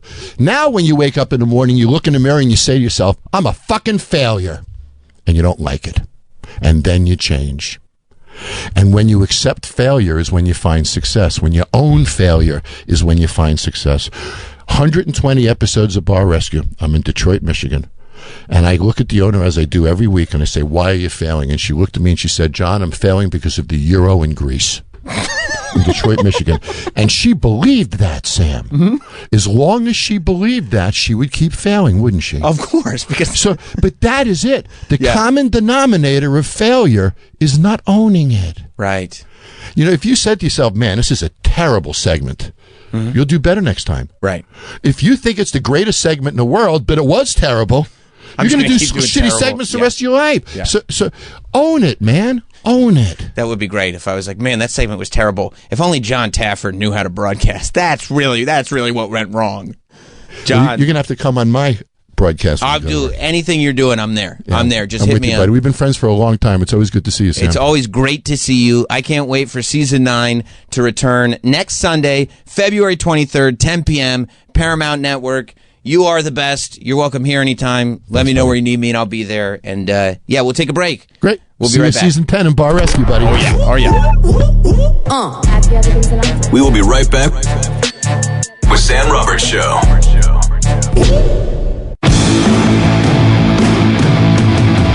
We're back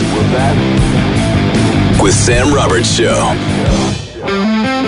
Only a small amount of time. No, honey, it's research. It's research. We have to do this. I wish I didn't have to do this. Like, hey, what are we watching tonight? I guess a bunch of episodes of Bar Rescue.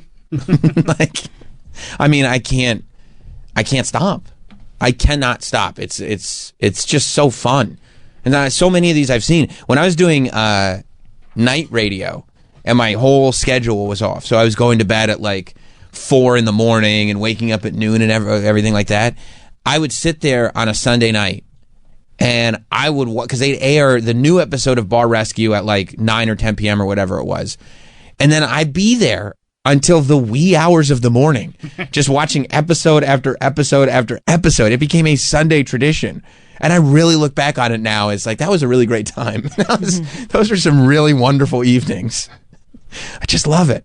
You watch that show, Troy? Love it. Isn't it great? I knew you would love it. Yeah, of course. I knew you would like, because it's right up your alley with the American Pictures and stuff like that. Yep. It's so good, and every episode is a banger. Even the ones he said, like, oh, some of them are flat. Nah, flat is like, maybe comparatively speaking, like some of them are out of the park home runs, but every single episode is at least a triple. Bro, when I'm on a flight to Florida and there's a Bar Rescue marathon happening, forget it. I mean, it's like, this is the greatest flight ever. You might as well tie my hands behind my back. I don't need to hit any of those buttons.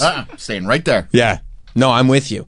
There's like 3 shows like that. It's Bar Rescue, Shark Tank, and for me, Impractical Jokers. Yes. I was just going to say, if there was a streaming service that just offered those 3 shows all the time, not only would I take it, I'd delete all the other streaming services. I wouldn't need anything anymore. Yeah. Yeah, and I didn't know. I was like, you know what? Maybe I'm kind of over Impractical Jokers. No, that's a stupid thing to say. You know why I know it's stupid? Why? Because last night, I was like, you know what? I'm gonna get in bed around 10:15. I'm going to be responsible. Except I had TBS or whatever channel on, and Impractical Jokers comes on. I go, oh, it's one of the new ones. I probably won't be into it. I mean, it's after 11 p.m. by the time I'm in bed. I'm like, I got to find out. The Q's all painted up in gold. Oh, I just saw that one. It's so great. It's so great. It's still amazing. I saw Luis J. Gomez's kid just popped up on one of them. Now that Sal, because now that Sal is like, he's one of the New York comedians. That's Louis.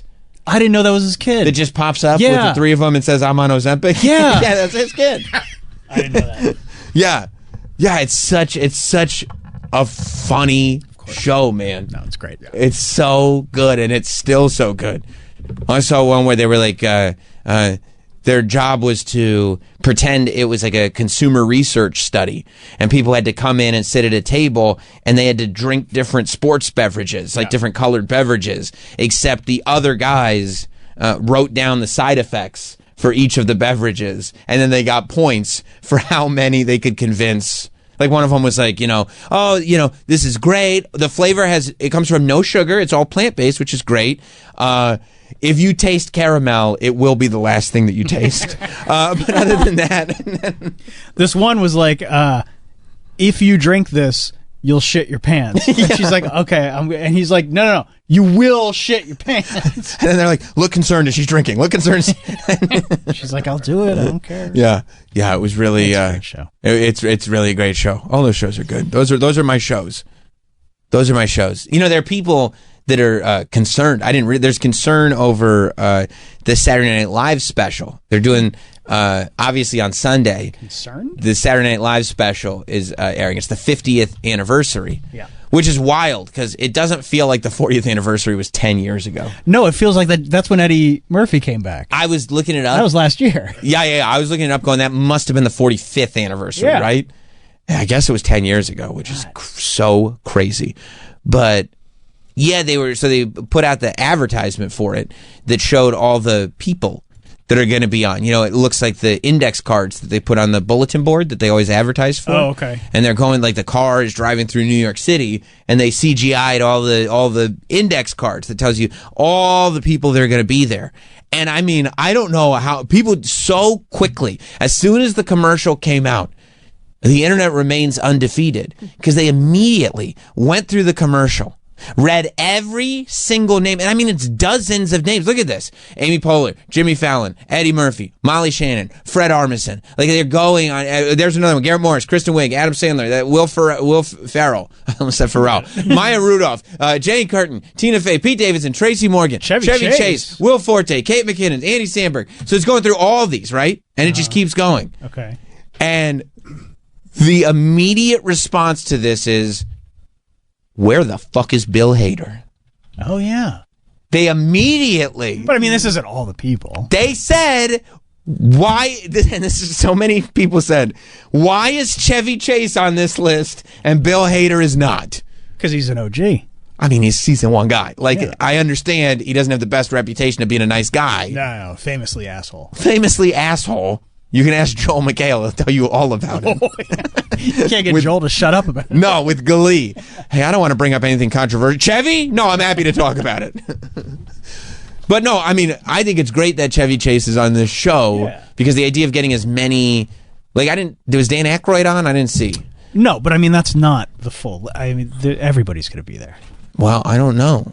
I'm hoping that, what's his name that everybody liked that Bill Hader played? Is going to be on the show. Who wore the decorative shirt? Yeah, you know what I'm talking about. Yeah, people got really upset that Bill Hader wasn't on the list, and then you see this other commercial where all the names are coming up in light. Stefan, of course, and there's still no Bill Hader confirmed. What do you think? It's going to be like a dozen people, and then they started going into real conspiracy theories started because they went into like an interview that Bill Hader did at the 92nd Street Y with John Mulaney, and John Mulaney made a joke that Barry is based on Bill Hader's time on SNL. And Bill Hader said, but it's not so far from the truth. I had so much anxiety. Yeah, on but that I don't show. think that's no, it wasn't weird thing. No, but they painted it to be like, oh, Bill Hader's not doing this show because he doesn't want anything to do with it because it was an ugly time in his life. And Bob, like, they're reading so much into it. I mean, I think that's the norm. Like, everybody. No, Norm isn't going to be. Norm's dead. He's not going to be on the show. Huh? Norm Macdonald is dead. He's not going to be on the show. No, but they're gonna air a video where he calls Michael Jackson a pedophile a whole bunch of times. They got a lot of clips of that. He likes boy. I mean, the amount. The Norm Macdonald joke that might be my favorite was the Shirley Temple joke. Do you remember that one? Look it up. I don't even want to. Hang on. That Michael Jackson had a picture of Shirley Temple on his wall. Yeah. Give me. If you can find it again, I know exactly what you're talking about. I know you do, and I'm off the ranch here. I didn't tell you I was going to need this, but yeah. Norm Macdonald, between his Michael Jackson jokes and his OJ jokes that got him fired. By the way, that might be the most honorable way to get fired ever. The fact that you would not stop making jokes about the fact that OJ Simpson is a murderer. And the people in charge were like, OJ's my friend, you got to stop. And you said, I will never stop. I will never stop calling OJ a murderer. History is very kind to that decision. Oh, yeah. Yeah, this is my favorite. This might be my favorite one. While in the hospital, Michael Jackson had his room specially decorated with 2 huge photos of Shirley Temple. But don't get the wrong idea here. Michael Jackson is a homosexual pedophile.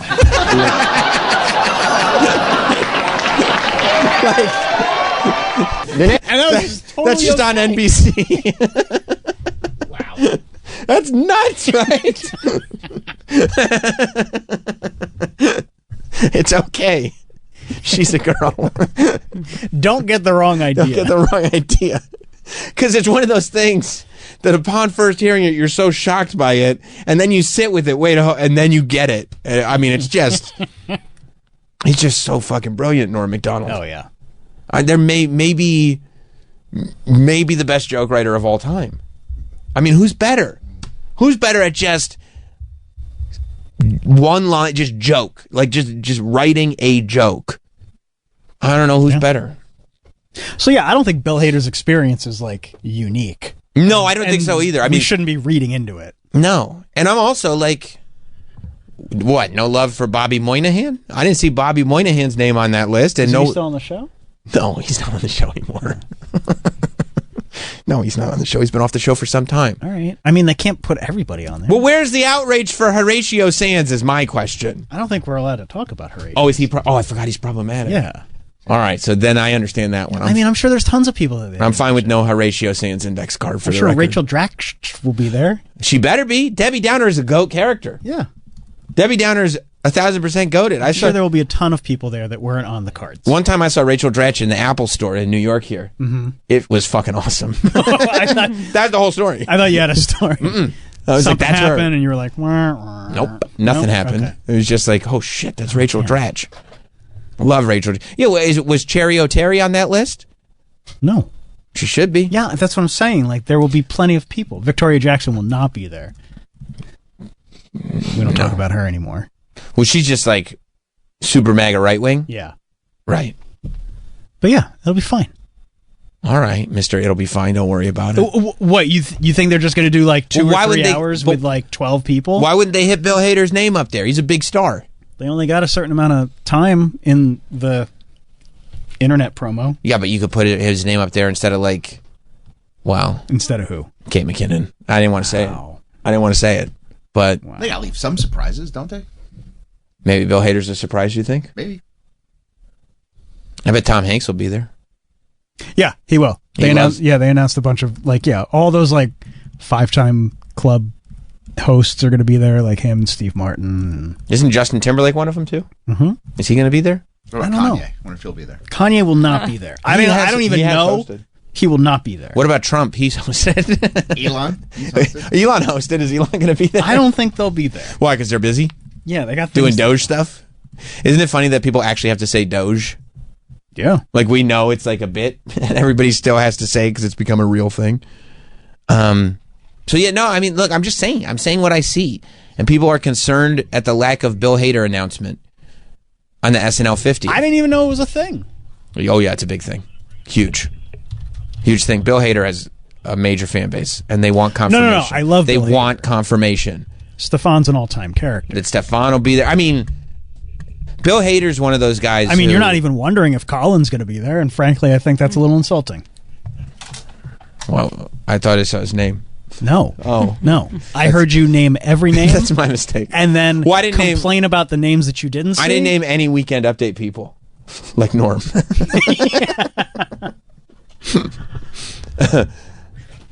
Eddie Murphy's name wasn't up there either. Yeah, but he's in other promos. Oh, he is? Yeah. I mean, I think he's literally right there, first name. Okay, his name is actually 100% there. Okay. Thought I missed it.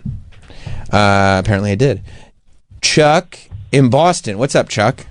You got to go to YouTube. There's two characters from Saturday Night Live. Bill Murray was the guy, a husband, and Gilda Radner was the wife. Great. They were Doug and Wendy Weiner, and they said everything like, like, if you listen to them, you would swear that they had a baby, and that baby grew up to be Mark Norman. Doug and Wendy Weiner. Everything they did was whiny. You got to find them on. I didn't know that was on. On YouTube. That's all right. Yeah, let's check it out. Joe Piscopo. Nothing about Joe Piscopo? No. Seat number 32, B, and C. Here they By the way, honey. I think I like silliness. This is fun. This is great. Silliness is fun. But if this aired on SNL today, people would hate it. People would go like this. What happened to SNL? What happened? And it's like, this is literally what the show was founded on. You think they could get away with, remember Dog Show? Yeah. Bump, bump, bump, bump, bump. They couldn't get away with Dog like Show. Land Shark. No, they'd go like, that's stupid. That's dumb. Candygram? Who eats little powdered donuts for breakfast? That doesn't make any sense. Yeah. People love hating SNL now. Yeah. Benny in Wisconsin. What's up, boy? What's up, Benny? I bet you Rob Schneider mentioned, or is he going to be left off because he's a Trump fan? He's busy. Oh yeah, yeah. Are they not allowing any outwardly conservative people from SNL to go? Yeah, they're specifically not allowed. Because that's racist and fascist. That is fascist. It's fascist. Yes, maybe they'll have Rob Schneider and Victoria Jackson be able to go, but they'll have to hang out in the basement, like Blake Lively made that director hang out in the basement for his own premiere.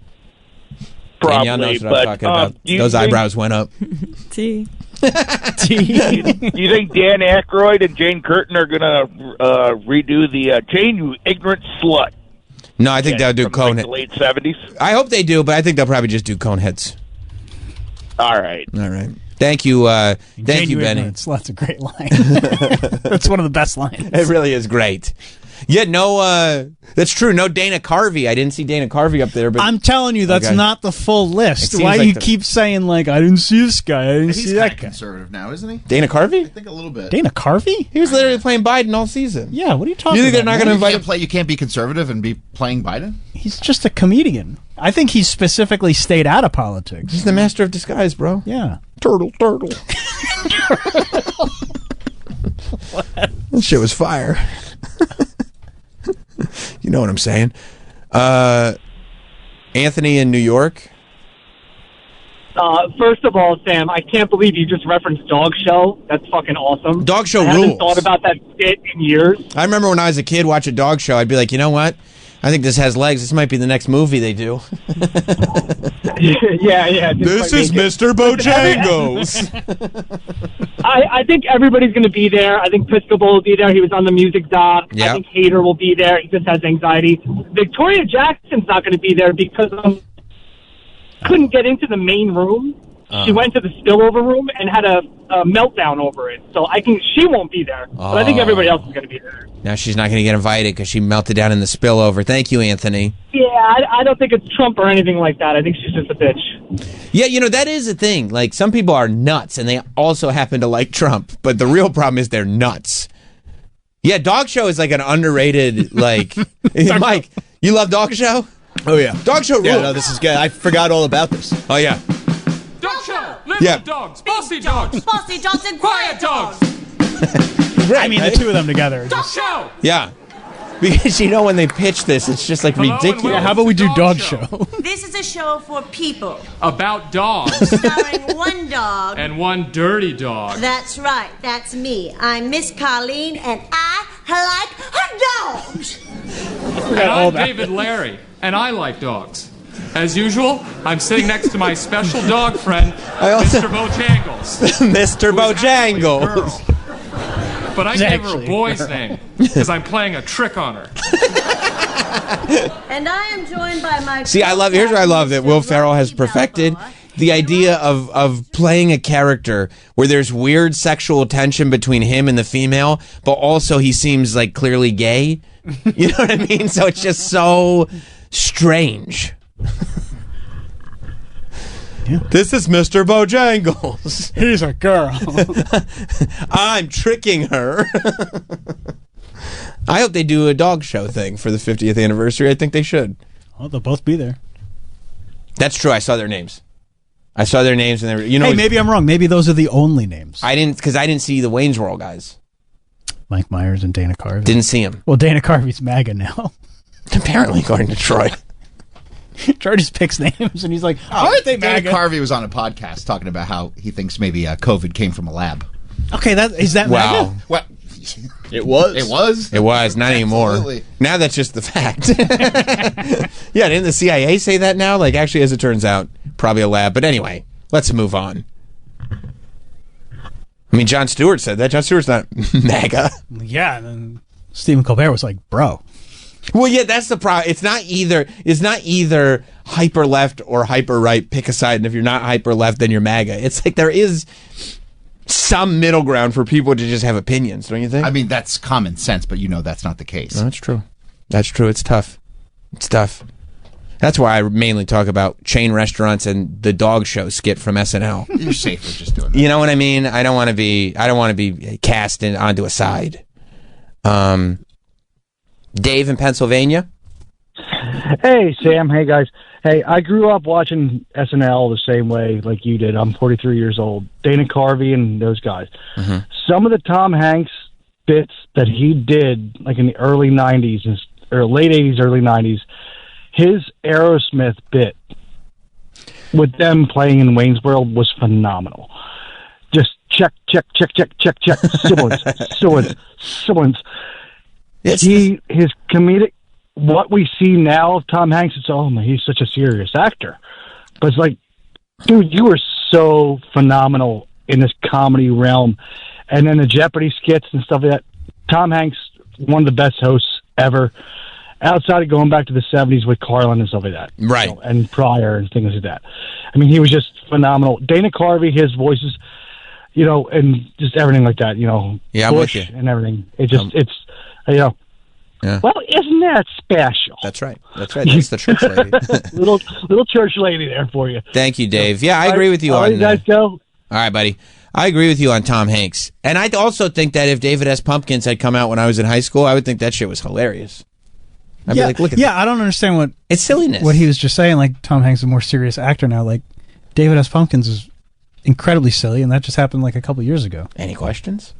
I'm not a fan, but whatever. You don't like David S. Pumpkins? It's stupid. But it's so silly. Yeah, okay. He's wearing a Halloween suit, The first skit was good. Okay. But then when you try to make it a thing, that's where I fall off. No, yeah. Like, Dr. Evil is a great character. And he was a great character because in the first Austin Powers, they didn't know he was a great character. And then in the second movie, when it's just like Dr. Evil shoved down your throat, it's like, okay, I got it. Yeah, but then in the third movie, they brought it back with Goldmember. Yeah. Third movie stunk. It's terrible. Yeah, it was bad. It was real bad. But like, I hate when you they know. find out something works, and then you're like, well, let's just do it till you want to throw up. Yeah, there is a thing like now when you watch too, when you realize they have figured out who the it person is, and there is, even if the stuff is, palatable, there still is something where it's like, oh, but you're doing this because it's the it person. You know what I mean? Yeah. Although I like that skit that they're doing now.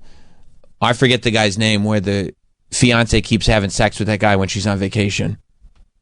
It's the big, I forget the dude's name, but that's the whole premise of the skit. They're singing songs. You sure that's a skit?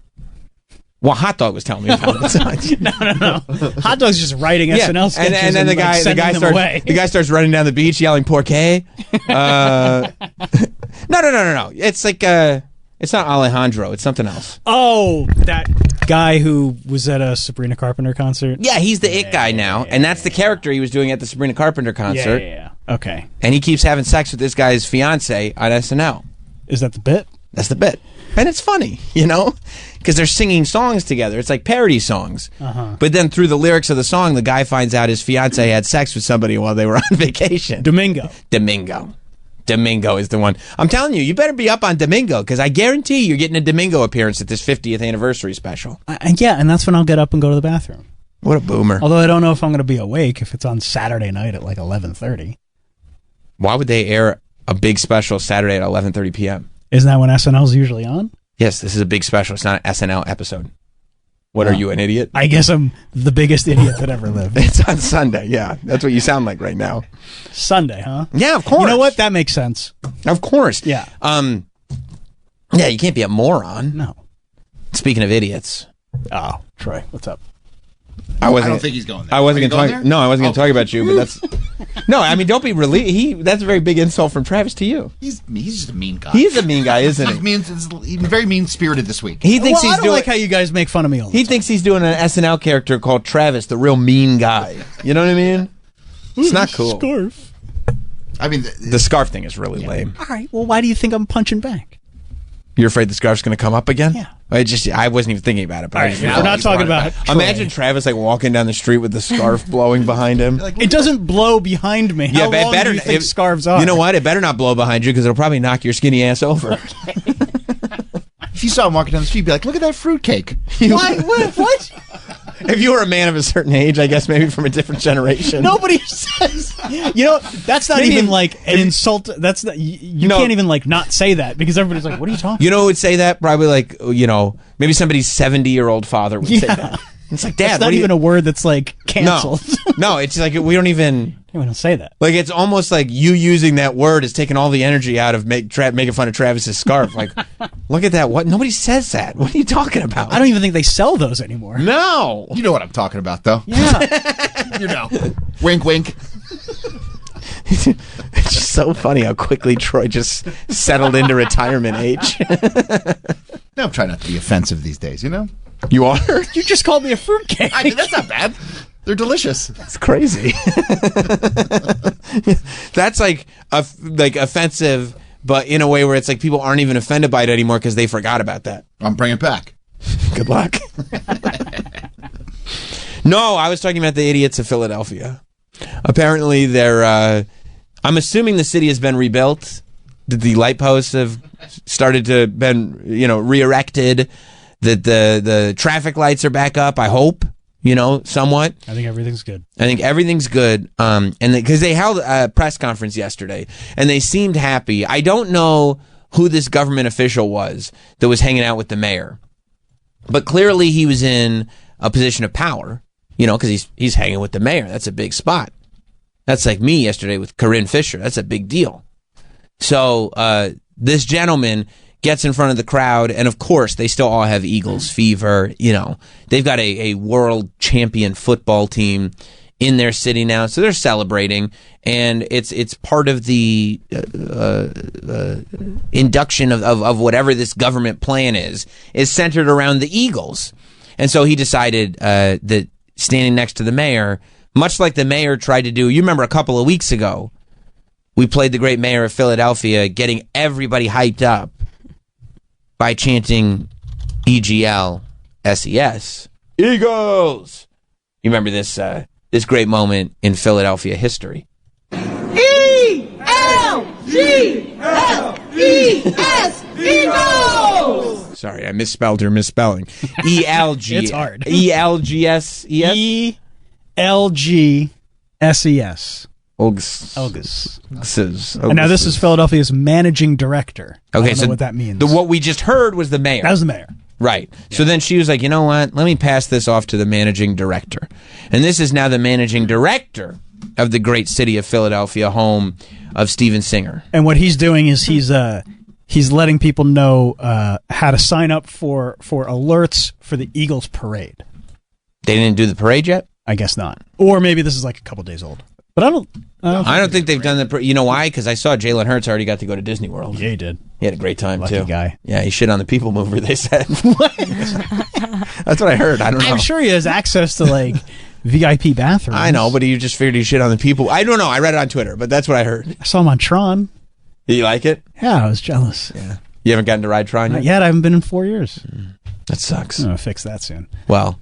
All right. Let's hear. Before the parade starts, we got to get the good word from the managing director. I was going to call him the regional director, the managing director. This feels like the assistant to the regional director. Assistant regional director. Assistant to the regional director. Finally, we want folks to sign up for our city's Ready Philadelphia public information and alert system. In fact, we have a special way to do that. You can text Ready Eagles, that's one word, no spaces, and that's READYEAGLS.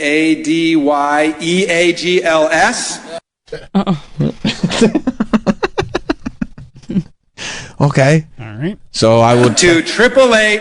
What a show off! Oh man. To 888-777. She's drilled it into me. I didn't even notice that day. She's drilled it into me. Oh my God, the two of them are. I had to get it right because she sounded like an idiot. I mean, can you believe that she leaned up? What a show off, huh? Hey. Well, who's this, captain of the spelling ship? Yeah. What's this guy over here, Stephen Hawking, huh?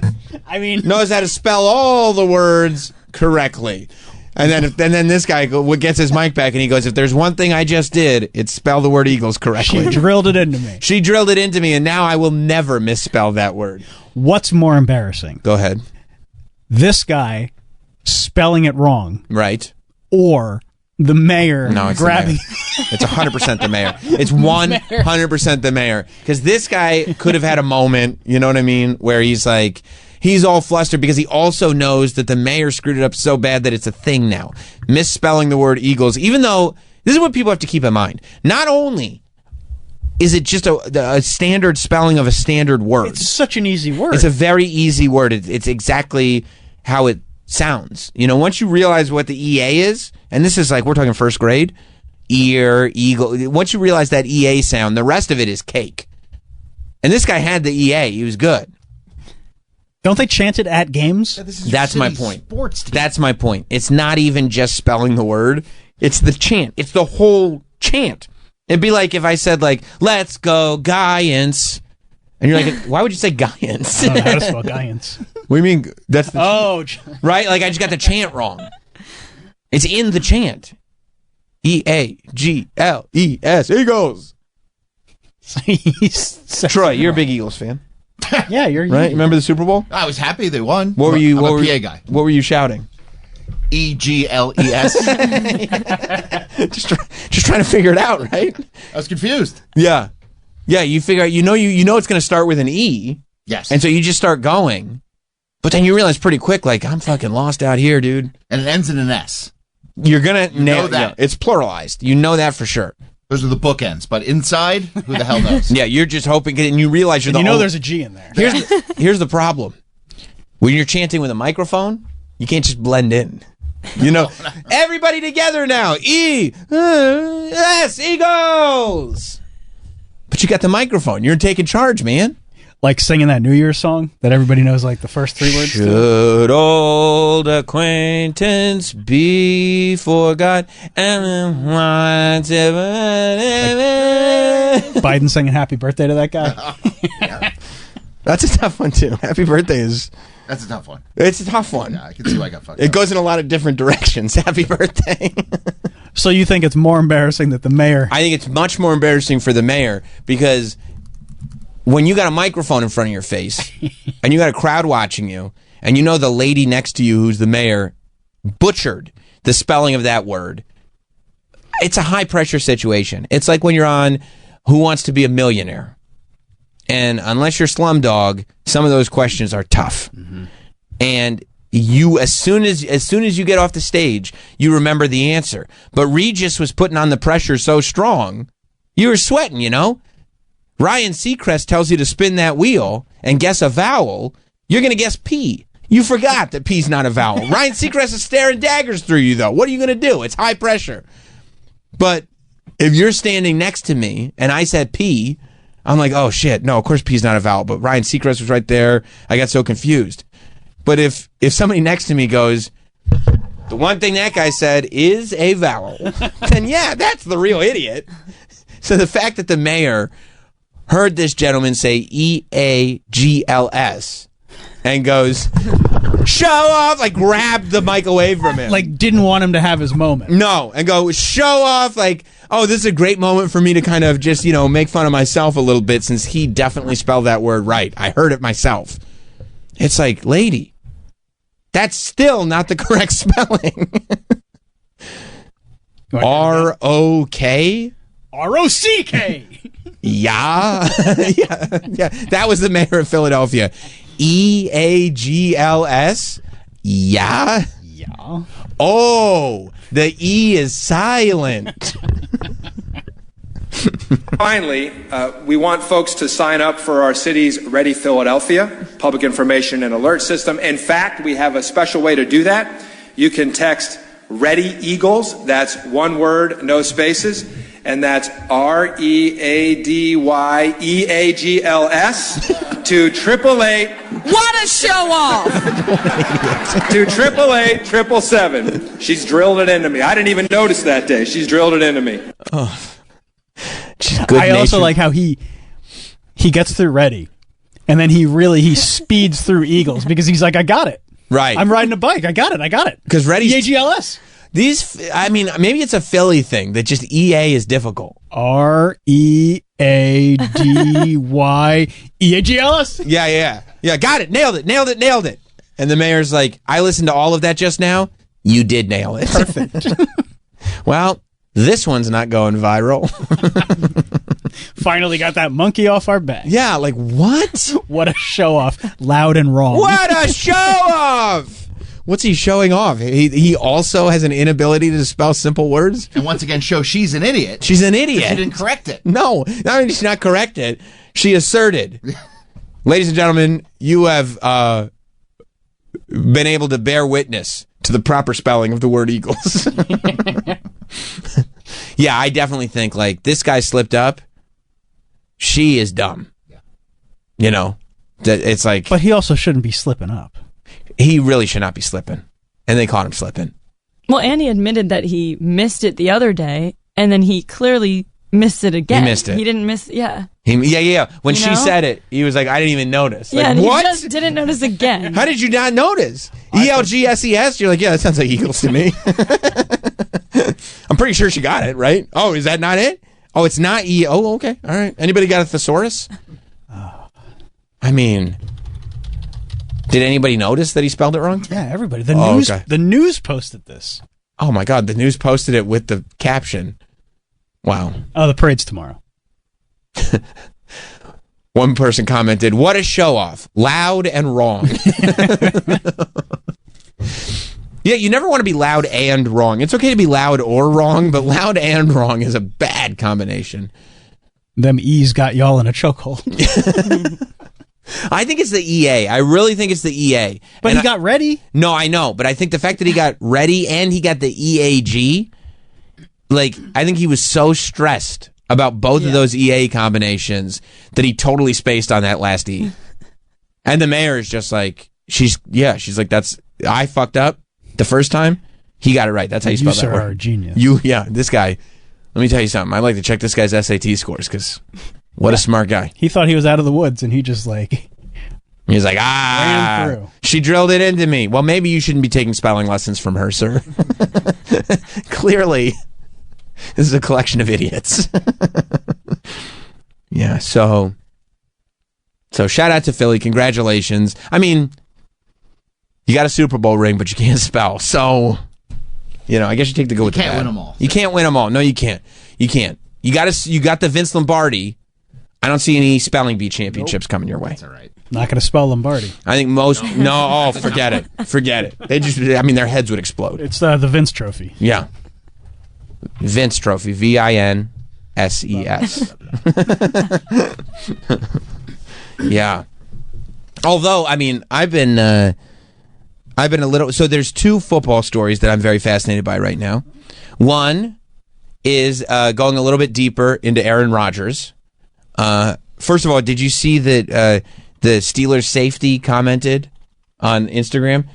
So, like, there was rumors that Aaron Rodgers might end up with the Steelers because he's not, I guess, staying with the Jets for next season. And so the Steelers was one of the teams that they're talking about. You know, Pittsburgh might pick him up. And then I guess their safety commented something on Instagram saying that he should, like, go to a retirement home or something like that. Deshaun Elliott. Yeah, Deshaun Elliott. Not a fan of the idea of Aaron Rodgers coming over to the Steelers. This was on Steelers. I'm going to go with the Philly pronunciation, DePot. DePot. Yeah, Steelers DePot. Yeah, on JPA Football, it said, you know, Aaron Rodgers could go to the Steelers. And Deshaun Elliott left the comment, leave his ass at the retirement home. Which, I mean, that is a possible place for him to go. It's that possible. That is a team that's looking for a quarterback. The retirement home? No. Oh! I thought you said the Steelers. I thought you said leaving his ass in the retirement home was a possible place for him to go. That's also a possibility. Yeah.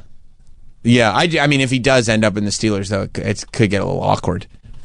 I mean, you'd have to imagine that he's gonna. I don't think he cares about Deshaun Elliott saying leave his ass at the retirement home. Yeah. You're right. He's never made trouble on any team he's ever been on. He's always been really easy to get along with historically. But apparently, the Jets said that one of the reasons that he couldn't come back to the Jets, and they said, if you are going to come back, here are some things that you have to do. They said he couldn't do McAfee's show anymore. And that he had to attend all practices. Which it's like, all practices? What is he, the quarterback? I don't think he should have to attend all practices. Those are the two major requirements, according to The Athletic. And you don't want to do either of them? I would like to go to not all the practices, and I'm certainly... I mean, it's called Aaron Rodgers Tuesday. You know, I can't not be there for Aaron Rodgers Tuesday.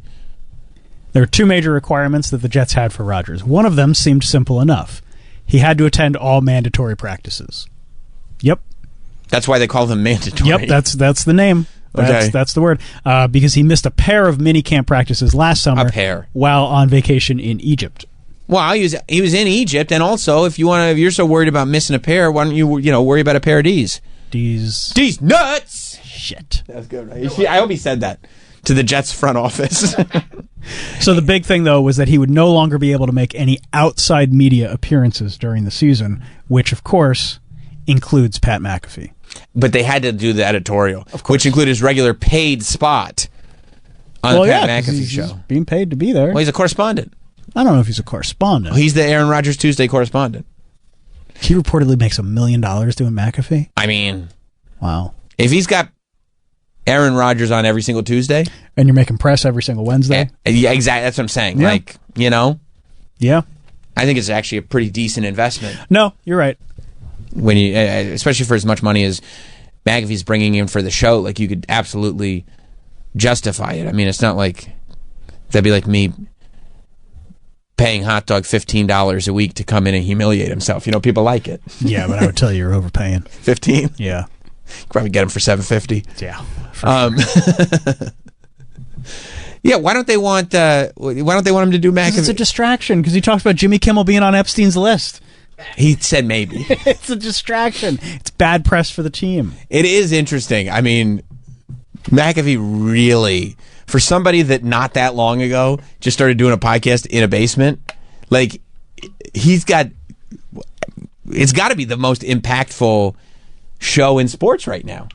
I mean, what's more impactful? You know, I mean, the big podcasts are like, or just shows in general, right? Are like McAfee, I think Big Cat and PFT, but that's not like, that's a big show, but it's not like it's, you don't see that popping up in the news as it's affecting day-to-day. No, I'd say NFL McAfee business. and probably whatever the show that Stephen A. and Mad Dog do. Stephen A. is up there with McAfee. I would put them both above Cowherd. Oh, absolutely. You know, Cowherd makes an impact, but not like this. Yeah, no. Stephen And I A. also makes an think that impact. he says things in specifically to get bad press. Shock jock stuff. Yeah. Yeah, and people know that. Yeah. I do love that Stephen A. is like, I am considering running for president. It's like, Steve, what are you talking about? This would be worse than when you did MMA commentary. Like, don't just stick to opining. It's good stuff. Stick to talking about how you divorced Serena Williams. Right. Nobody believes you. Nobody believes him. I mean, she could have made out with Kendrick Lamar on stage. He wouldn't divorce Serena Williams. No. Yeah, but I think those two shows. Yeah. Yeah. But it's fun with McAfee because like he came out of nowhere. Yeah. And Stephen A. was like, he built a whole career in media, but McAfee's done a lot of good for media in general. Just the idea of like changing the perception of everything's got to be this like, buttoned up suit and tie professional studio show. Yeah. And instead being like, no, people just like when people are themselves and just are giving their opinion. And people will like it when I continue to be myself, despite how much money I'm making. You're right. Just doing the YouTube show on TV. And yeah, I mean, it is nuts interacting with Pat because like he really hasn't changed one iota. No.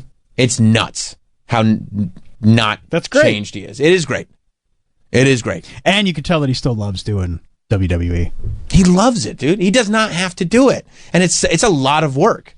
Like to have to go out there. He's still doing a show 5 days a week. Even doing a show 5 days a week. I go, that's gag weird. me with a spoon. Well, that's why I hate the Yankees, but I respect Michael Kay so much. Maybe not like I understand why he's pulling back this year. Wait, went over to middays by himself? Yeah, and it's less hours, but I mean to do a radio show every day. Right. For 4 hours and then go call a baseball game, which is 3 hours minimum, and it's not like you're just there for the amount of time that the game is being played. No, and it takes it's an insane amount of work. Dude, calling games takes an insane amount of energy. Like you have to be so dialed in, even when you're as much of a professional as Michael Kay is, and you can it's just kind of like, I don't want to say phone it in, but there's an instinct to it. Yeah. Like what Taffer was talking about, like you develop an instinct for it, but it's still hours in the day. And you have to be so mentally dialed into what's going on and so active with what you're doing for the entire time the game is on. It's exhausting after it. Yeah, man. You can't just ignore your co-hosts because then they'll get all bitchy. Because you didn't ride the bus with them? Yeah, because you didn't say anything on the bus ride. That conversation, that would have 100%. Been talking for 8 hours. That would 100% happen to me. All I would want. Yes. This is why I go to the Dunkin'. All I would want is to be quiet, stop talking to me. Oh, you didn't talk to me on the bus. You must hate me. And you know what the conversation he's talking about? He's probably talking about fucking baseball. The last thing in the world Michael Kay wants to talk about is what'd you think of this trade? Listen to the fucking radio show. That's what I thought about the trade. Leave me alone. Oh. Let's talk about fast food, putting ointment on my stuff and me throwing it. I'll bet if you talk about fast food, I'd be like, you know what I hate, Kay? I hate when you ask him for no sauce, they put sauce on. I'll bet he would come alive. Yeah. I'll bet he and I would be able to talk for hours on end. And I would come alive too. But then somebody would come over and they go, hey, Kay, what do you think about the Yankees? And then while he's going oh my God, I go, oh, that sucks for him. And somebody would come over to me and go oh, who's Cody Rhodes going to fight? I'd be like, come on, guys. Fuck up. I'm trying to talk about but that's everybody putting sauce on sandwiches. I feel like that's everybody who does something for a living. You don't want to talk about it after, in your private, personal time. It's my personal time, man. Yeah. I want to talk about how good this bacon, egg, and cheese is right now. Talk about Fred Durst. I would love to talk about Fred Durst. If Michael Kay came up to you and he was like, hey, you see that new Limp Bizkit video? You'd be like, sit down. Can we watch together? Here's something I'd love for you to call. Yeah, the other thing that I've been following. So I hope wherever Aaron Rodgers goes, he still gets to do Pat McAfee's show. Aaron Rodgers Tuesday has become an American staple. But the other story that I've started looking into, and I didn't realize it was happening when it was happening. I guess it's something that was brewing last month, and it just slipped by me. But I read fairly deeply into the case that Tyreek Hill is dealing with. He plays for Miami, right? For now. He is currently a Miami Dolphin. Why wouldn't they keep him? He doesn't want to be there anymore. Why not? Miami's great. They didn't have a good season, and they have a quarterback who's one concussion away from being a vegetable. Okay. Like Friday Night Lights, the movie? Yeah. Yeah. Okay, well, that's a good reason. And also, he's got these ladies bothering him. So many ladies. So he had a deposition. And depositions are great.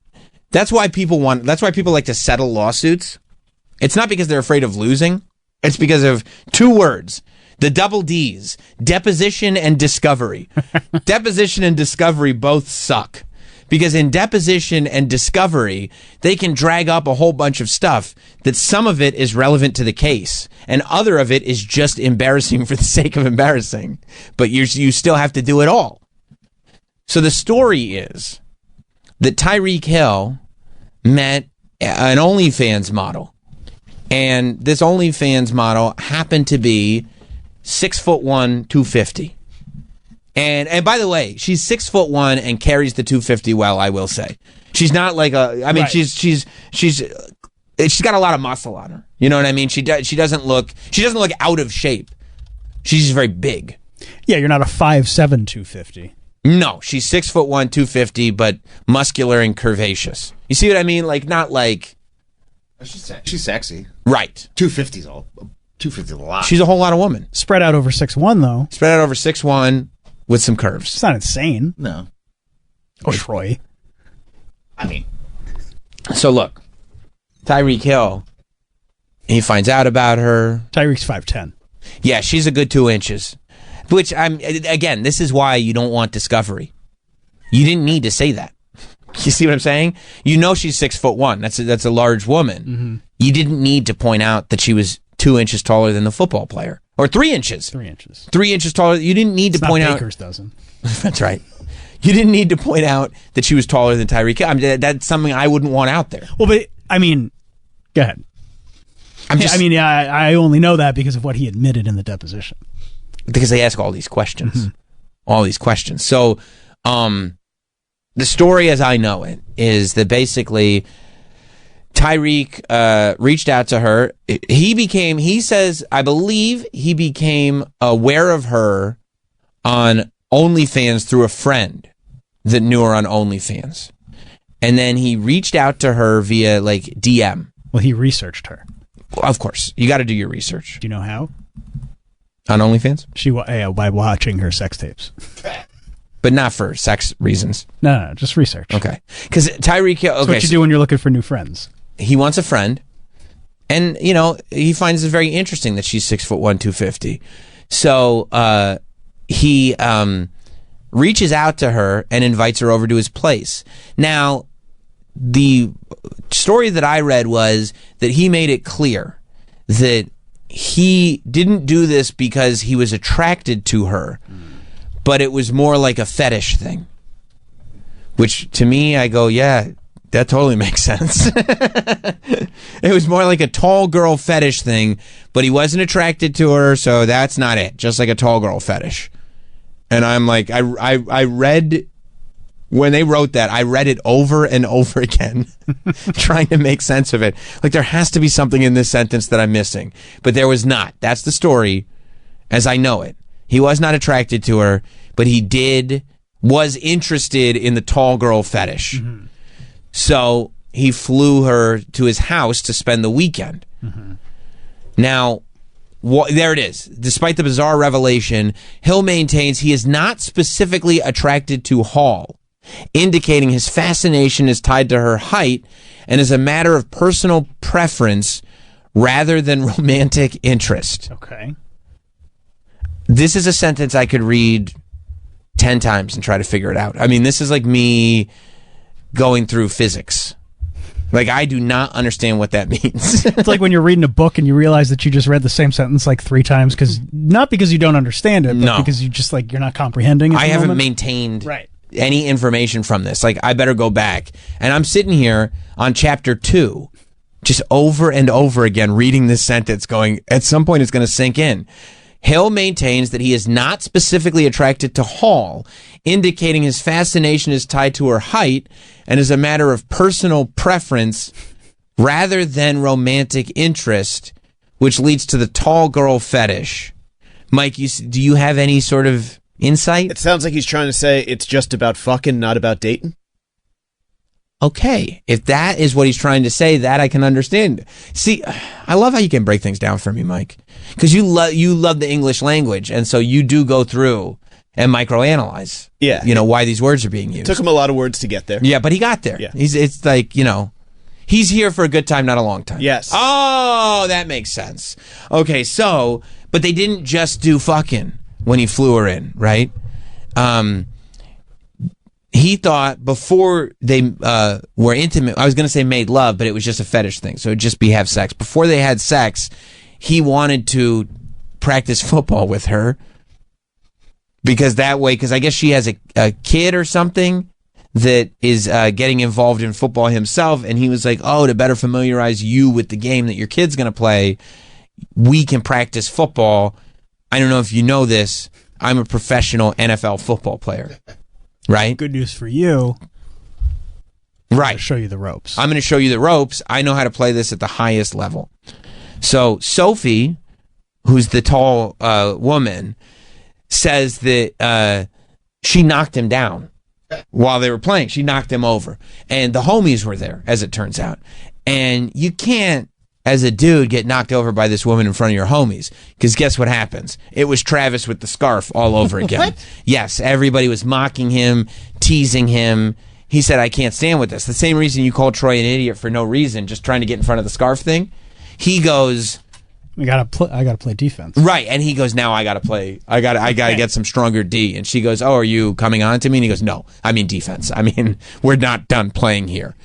And so this is where it gets a little confusing. She says that Tyreek Hill flew into a rage and charged at her with a crushing force, and that he broke her leg. I mean, I get it. He's Tyreek Hill. He's a wide receiver. He'd break my legs for sure, both of them. Definitely. So she's saying that he tackled her full force and broke her legs. Fractured her right leg. Right. Probably the tibia. Oh, not the tibia. The tibia is what I'm thinking. I'm not a doctor, but probably. He is saying bullshit. What really happened is, yes, they were practicing football together, but you do that when you invite girls over. You know what I mean?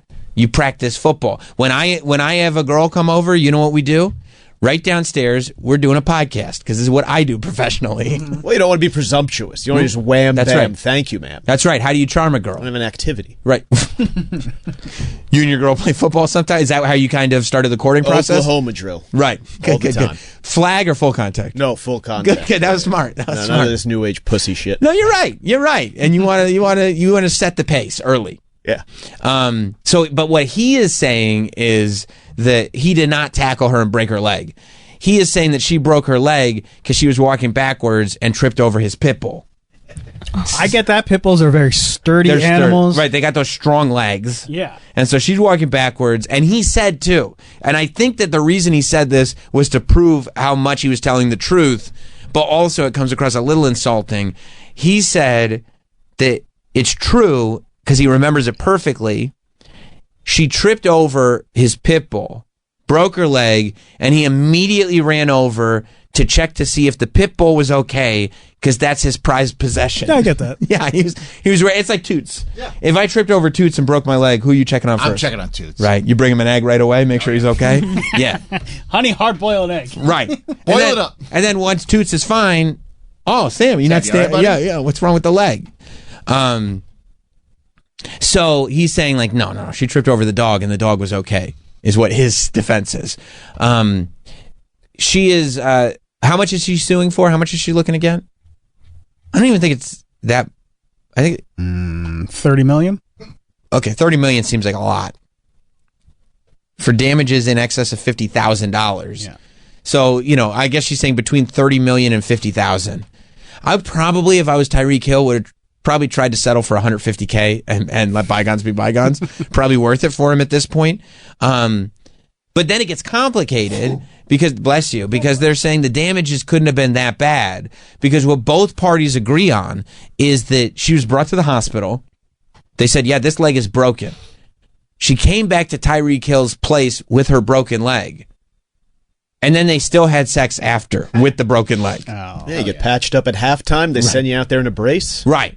So, I mean, it's just weird, too, that if he did tackle her as an NFL, what's his position?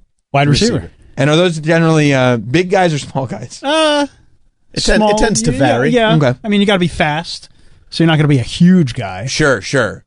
How about the force?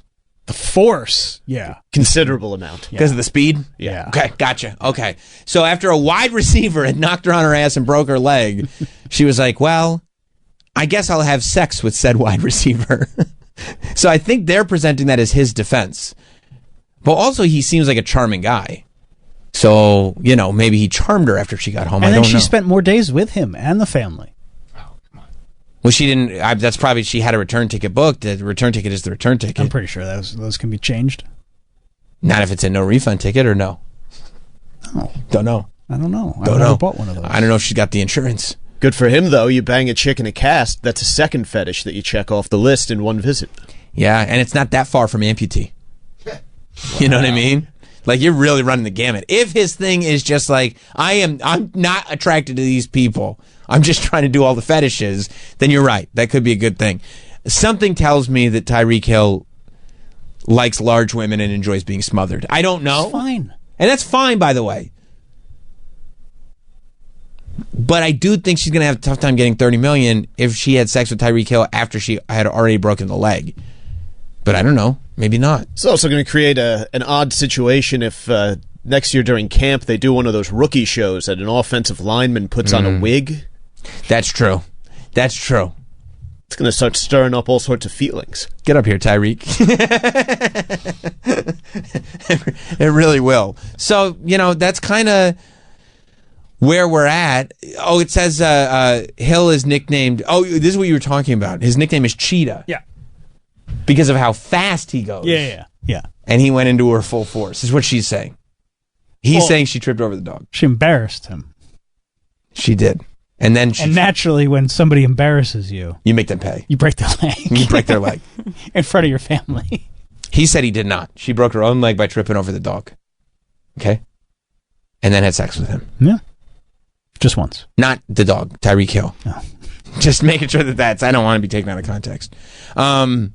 So, yeah, I don't know who's going to ask why she spent the night in Hill's bedroom. Hall replied, I want to comfort. I felt very vulnerable in that moment. I was injured. The lawyer asked, so the next day, did you have sex with him? She said, yes, later that day. Once, replied Hall, who has more than 3 million followers across Instagram, X, and TikTok. Okay, all right, giving her flowers while she's there. That's cool. All right, so she wanted comfort. And I'll bet Tyreek Hill has a very comfortable place. Yeah. So, I buy that. I hope she does okay. I hope she makes herself some money. I don't believe the dog thing. I'm going to go ahead and say I don't necessarily believe the dog thing. I'm glad that he checked on the dog, but I feel like he just said that to be insulting. Because it's mean, And what'd you do after she tripped over the dog, sir? I obviously checked on the dog. That's my prized possession. Although, I mean, she knows she's 250 pounds. Like, that's sort of her whole marketing pitch. So what does that mean? No, that makes sense. So I think it's less insulting. If 250 goes down on a dog, you're going to check on the dog. Yeah. I see. So you're saying that more than the average person, the dog could take a lot of damage. Yeah, and we're not, this woman was never, we're not under the impression that she's petite. She's 6'1". Her entire thing is being an Amazon. Gigantus. Yeah, so I don't think there's that much insult there. It's almost good for her. I don't think she tripped over the dog. So big she could break a dog. You mean for her business? Yeah, because imagine that sitting on your face. That's true. Pit bulls have been shattered. That could be good for business. That's a good advertisement. Yeah, I just don't think she tripped over the dog is the only problem. Well, who's to say? Probably the courts, I guess. The courts will be the ones to say. So we'll see what they say. I don't know. I'd probably try to settle because it seems like it's only going to get more embarrassing. But I'm happy to know. I hope the rest of you are happy to know. It's been a fabulous week. Are we off on Monday? Is it a holiday? Okay, it's a holiday. There's nothing I can do. My hands are tied on this one, guys. But we will be Sam back. said, I want to work. I said, nope. He wouldn't let me. Travis wouldn't let me. Travis said, no. All the scarves go on sale on President's Day. I gotta go buy a new scarf. They're going to be on sale on President's Day. That's a good point. I will check. I said, all right. All right, I didn't realize it was such an important day in your fashion life. But okay. So we'll be back on Tuesday. Travis will have a new scarf. It'll be great. See you then. This has been Sam Roberts Show. If you missed anything or want to hear it all over again, check out Sam Roberts Show on the SXM app. You a bacon, egg, and cheese on a Thursday? It's like, what are you trying to marry the dude? Yeah. Like, what do you want? That kind of money? No. What are you asking for in return? Right. You got when somebody gives you an egg sandwich. I'm a married man. In 2025, when somebody gives you an egg sandwich, you better understand nothing's free. Oh yeah. That's like when you're in jail and somebody leaves a candy bar on your pillow. You eat that candy bar, boy oh boy, it's going to be a long couple of years. Nothing's free, especially not egg sandwiches anymore. Poor baby Frank. Oh. What's he going to do? Can't get his pork roll, egg, and cheese. No, he's going to just have to pork roll or Taylor ham, depending on... Or work for it. He is going to have to work for it. They'll make him work for it. You know, oh, baby, he's a cutie pie. Yeah, especially out there in Hunterdon County, not a lot of spots to get it. I'll tell you, I hope this ship turns around real fast. I don't think it will. Trump better be on it. Well, he's not even talking about it. He's talking about buying the Gulf of... He's like, oh, good news. I don't care about the Gulf of Mexico. Let him have it. He wants to put a casino in Gaza. I know he does. We're going to have to go to Gaza, to the Gaza casino, rob him blind, just so he can come back and buy breakfast in the States. Don't worry about Gaza right now. And bro, why was he mentioning eggs are going to go down when he becomes president? He said now they're it. through the roof. It's never been more expensive. They've never been more expensive. Well, that's because Biden killed all those chickens. But I didn't know he killed all those chickens. Killed 100,000 chickens. Well, then what do we got to do to get these chickens fucking? I mean, they're all... Like, what do we got to do? I mean, do we got to drop some of that? Like, remember Pinnacle horny goat wheat? Do we have to drop? What if we drop some gas station boner pills in all the chicken farms? Yeah, put out Babyface is what you would put on. Okay. Kenneth Babyface Edmonds is exactly, you put on Babyface, both the music that he performed and the music that he produced with Boyz II Men. Something to get the chicken population reinvigorated, because we need these chickens. We need them fucking. I mean, aren't they all pumped with hormones? Don't they become full grown in like a day anyway? Yeah. They don't have much puberty period. So it's like just pump them more full of more steroids. Look, whatever you got to do to bring us just eggs. get this done. Get this done. That's priority number one, because this is crazy. This is like the day-to-day stuff. It feels like the apocalypse. It does. Made him sexy. Start grabbing some of those hens, put a little rouge on them. Rouge. A little blush. I know. You know what I mean? We were sexying. Oh, yeah, a little lipstick on those beaks. Really give the roosters something to look at. You know what I mean? Like, maybe give them a break from having to wake you up. That's the problem. These roosters, they wake up at 5 o'clock in the morning. Don't worry about it. We got an alarm clock inside. You can sleep in. Tired from fucking. Yeah, stay up all night long. You can become nocturnal as far as I'm concerned. And then you know what you do to that rooster? You don't cook him. No. You give him a place of esteem and tell him that you were the rooster. Oh, like he gets to live. That brought eggs back. Of course he gets to live. Like when a cow escapes and they just like send it off to like... You did it. Yeah. You did it. You are in this one. Which is also how we should treat people who escape from maximum security prison. You think so? 100%. If you get out, dude, you should be free. That's even if they're not reformed. Oh, I don't care about that. Okay. No, if you figured out that, because that's on us at that point, right? When you, this is truly how I feel. Okay. Go ahead. Like, we're saying we are building a maximum security prison. So this applies only to maximum security? Okay. Maximum, which unfortunately, like if Bernie Madoff just walked out. No. It's like, hey, get back there. No, you have to go back to the low security. Nice. Unfortunately, maximum security is where the most dangerous criminals are. I understand but it is what it is. I truly feel like if you, as a criminal, escape from a maximum security prison, Charles Manson, you did it, dude. Like that's.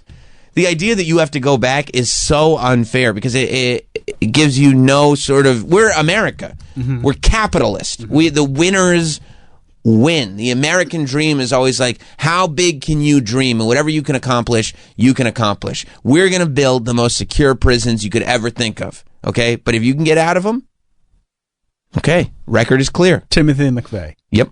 Okay. If he can get out. They're really hard to get out of. Free to bomb again. Wow, if he bombs again, he's going right back in. Okay. Might be very difficult for Timothy McVeigh to get out of jail. It'd be real tough. Why's that? Well, he was executed. Oh, shit. But, you know, I think it would also keep their spirits going. Now, give them something to live for. What about the migrants that are in Guantanamo now? If they escape, can they come in? Yeah, they get citizenship. Okay.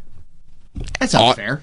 Huh? That sounds fair. Yeah, it's fair. If they kick you out and you come back, if you figured out how to get out of Guantanamo Bay, yes, and back into the States, yeah, you're good. Here you go. Here's your citizenship. You don't even need Squid Game, and you don't even need to take the test. By the way, you don't even need to go, and you get citizenship. That test is hard.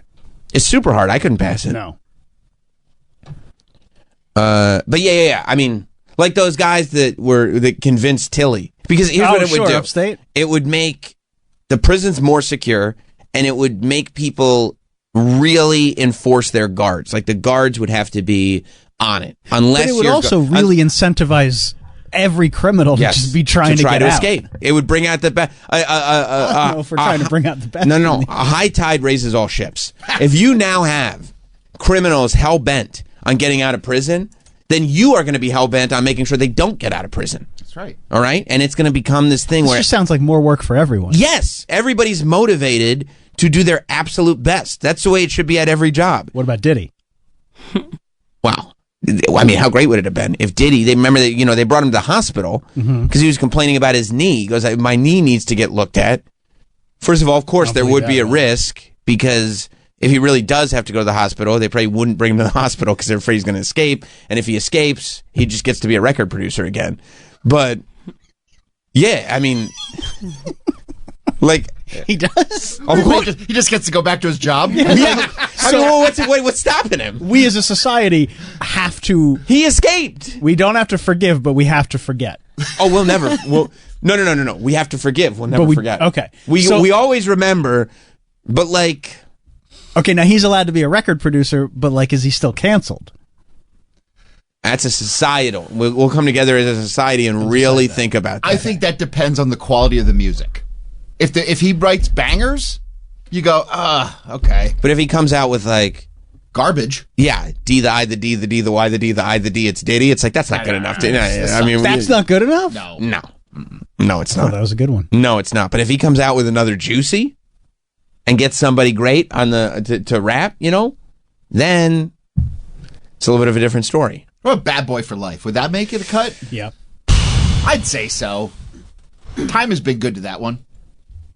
I mean, because it goes. You hear that, you know exactly what that is. You do, yeah. No, that's good. And every step you take, every breath you take, that's great. I'll be missing you. Oh man, I don't know if that one's that's in tribute for me. That's in tribute to Big, and when Faith Evans jumps on there, I mean, she kills it. But Oof. I feel like I'm at church. He's like dancing like a jerk off in the video. Though. He's dancing like a jerk off in every video I've ever seen. That's a good point. Now, if he escapes before trial. That's a good question. Yeah, I was actually thinking about that because my thing is more prisons, not jail. Mm-hmm. If you escape, I can't do that before trial. You have to be tried. You have to be no. If you escape before trial, you have to go back. Really? What if it's like one of Rikers, like the MDC in New York, where those are pretty fucking bad. Those are pretty fucking bad. If you escape from Rikers, do you still have to go to trial? I don't think Rikers is maximum security. Rikers is bad. It's pretty bad though. What about that place in Brooklyn where Diddy is and Epstein was before they murdered him? Well, yeah, that's also if you're guarding hard targets like Epstein, sometimes mistakes will be made. No, that's pretty high security. That's pretty high security. I do think though that's part of it. Like you have to be found guilty, and once you're found guilty and you're in prison, then that's when this rule takes effect. Okay. Yes. Now, if Diddy were to escape before trial, right? Can his defense use that in trial. Like, hey, I mean, maybe guilty, but he already escaped once. He did escape once. Okay, what happens is if you are like Diddy and you have no bail, then you get to stay home. If you get to stay home. If you escape, you get to stay home, but you do still have to go to trial. Because he's been trying to get that bail for a while. So he's going to have to escape. Okay. Yeah. All right. Yeah. But I mean, it could be great because then you also have to kind of politic a little bit in prison because otherwise somebody's going to rat you out. Maybe this is why Harvey Weinstein just keeps getting sick. Yeah. It's like, I got to go back to the hospital. He's hoping to escape from the hospital. Yeah. Yeah. I just think this would up everybody's game if... I don't know if we need to up a guard's games. They're already getting paid nothing. No. You get pay them more. And maybe there's bonuses if you stop people from escaping. You know, I don't mind paying them more.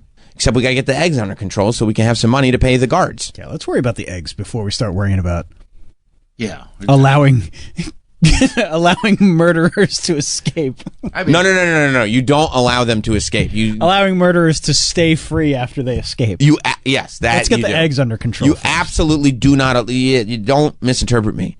I mean, you'll be working like you've never worked before to make sure they don't escape. Because if they do, they're out there. And it's your ass. And it's your ass. Now, look, it's not a double... Like, if they murder again, they get charged for that murder, but they do get the opportunity to get at least one more in if they want. Because they're out. They're free, you know? Wesley in Scranton? Sammy. Yeah? I heard about the stolen eggs, and it brought me back to the days of junior high school. It did? We used to have a yearly fight in October, right before Halloween, where the kids from the hill section and the kids from the patch section would buy eggs 2 or 3 weeks before the due date. And would be one massive night fight of eggs. The whole town would be covered. And you buy the eggs early so they would get rotten and stinky. So when you hit somebody, it really had the effect, you know? So obviously. Who would have thought? You're bringing back all these old memories, man. I mean, who would have thought you were dealing with hundreds and hundreds of dollars worth of eggs? Right, and the stores would stop selling once the date got out. The stores would quit selling eggs to everybody for like a mile each side of town. Wow. They knew they were just going to be trashed and thrown at people, usually kids. Yeah, that's probably what it was. But I could imagine, you see, the kids today can't afford to do that. They can't afford that. That's out of reach. It's cheaper to go like do other things now. But man, I just missed the good old days when eggs were cheap and you could throw them at people. Yeah, I do too. Thank you, Wesley. I'm glad the way you phrase it that way, it romanticizes the whole situation. I mean, there's controversy everywhere at these food establishments. Have you seen this? To me, is the biggest controversy that Chick-fil-A has ever been involved in. Oh. There's a new Chick-fil-A controversy. Oh, really? Yes, Chick-fil-A, no stranger to controversy, but also, generally speaking, so delicious that it moves past all controversy. However, Chick-fil-A has changed the recipe of their waffle fries. Okay. I don't know if you heard about it. Have you tried them? Yeah. Are they good? Well, here's what they did. They said, and they didn't tell anybody at first, but people started to realize. I started reading articles that they were published. People started to realize, wait, I got a bad order of waffle fries. And then they would go back to the Chick-fil-A. That it was another bad order and another bad order. And they finally had to come clean. That they were now cooking the waffle fries in, I think it's some kind of like pea-based, not urine, but yeah, I know. It confused me too. Now I understand why people hate it. Yeah, some kind of vegetable pea-based oil. Okay. You know, like a pea oil. And what's happened is they say it's to keep the fries crispier. Just put them in an air fryer. But number one, I've never, ever, ever had a problem with soggy Chick-fil-A fries. I mean, you've been to Chick-fil-A how many times, Troy? I've had some soggy Chick-fil-A. Millions. What? Yeah. What Chick-fil-A do you go to? Staten Island? We do have one at the mall. A Chick-fil-A at the Staten Island Mall is hardly well, it's not really a Chick-fil-A. It's closed on Sundays, just like every other Chick-fil-A. Well, that's classy. But I don't think it was a problem. I don't think it was a real places do this. Stop messing with the fry. If you like somebody's fries, stop messing with it. I'm going to tell you that I had some when I was in Indianapolis. I said, there's a Chick-fil-A. I was like, let me get, whatever. I get a number one, classic. and the fries are so bland. Oh, you got to be kidding me. They're not flavorful. They're just bland. It's almost like they're salted less, too. All that flavor. And if Chick-fil-A felt like the only fast food fry that might have real potato in it, that might be like a real fry. Five Guys. Fresh cut. I almost don't even consider Five Guys fast food. It's fast food. It's fast casual. But it's so legit. Five Guys is by far the best French fries. That's not fast food game. It's fast casual. Yeah, it's fast casual. Fast casual, like Chipotle. Yeah. Fast casual. Five Guys fast casual. Chick-fil-A fast food. Not fast food. Right. There's no drive-through at Five Guys. No, there is not. You have to have a drive-through. Or at least an option for. Yeah. Right. I mean, there's no Five Guys with a drive-through. No. That's fast. And it's counter service. Yeah. Well, I guess they're all counter service, but it's still, like, they make it fresh. Yeah. For you. There's no fast food place that makes them fresh anymore. But this Chick-fil-A, I go, this is very distressing. Because this used to be a staple, and now it really doesn't even taste like. I mean, it's totally bland. It's like, I guess this is a fry. There's a crispy outer, soft inner, I guess, but it's like and there's no way. To me, eating it, there's no way it was done to make it crispier. It had to be a cost cutting measure. Has to be. That would be weird for a company to do something and cut costs. Well, it's the eggs. It's the eggs. They're going crazy. Their batter is probably so much more expensive now. Did you try putting salt on them? No. That usually fixes everything. Out of protest, I didn't try because you never had to before. Why are they stingy now with the salt? Right. You'd think they'd put even more salt on to mask the fact that they've changed these fries. So I go, I can't be the only one being affected by all this. And then I saw my guy, remember Review Bra? Oh, yeah. My guy, Review Bra?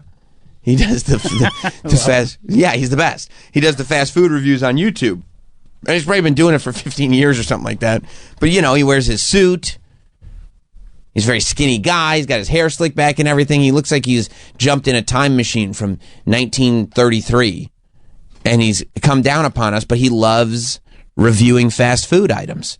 And I feel like he's the source. Like, I could have my biases. I could get a bad order. I could get whatever. But Review Bra is like, okay, when I need to know what's really up with this fast food, I go to, the report of the week, a.k.a. Review Bra. Yeah, people trust certain people. Like, I wonder what so-and-so thinks of this movie or this TV show. He's a trusted source. The way Jermaine is for film, Review Bra is for food. And other things. Oh, yeah. Romantic evenings in the hen house. So that's what you guys call it. So this is what Review Bra had to say in his review of the Chick-fil-A fries. This sort of hurts, in a way, when one of the last holdouts that had a good thing going completely ruined it. It's frustrating. It's just like I said, it's not anger. It's just disappointment. It's something that you hate to see it this way, right? Wow. I think you understand that sentiment. That's where it's coming from. I hate to see it this way. And I certainly hope that they reconsider their decision. They won't, mind you. None of these places ever do. But, in some sort of dream reality, it sure would be nice if they did. And I know I'm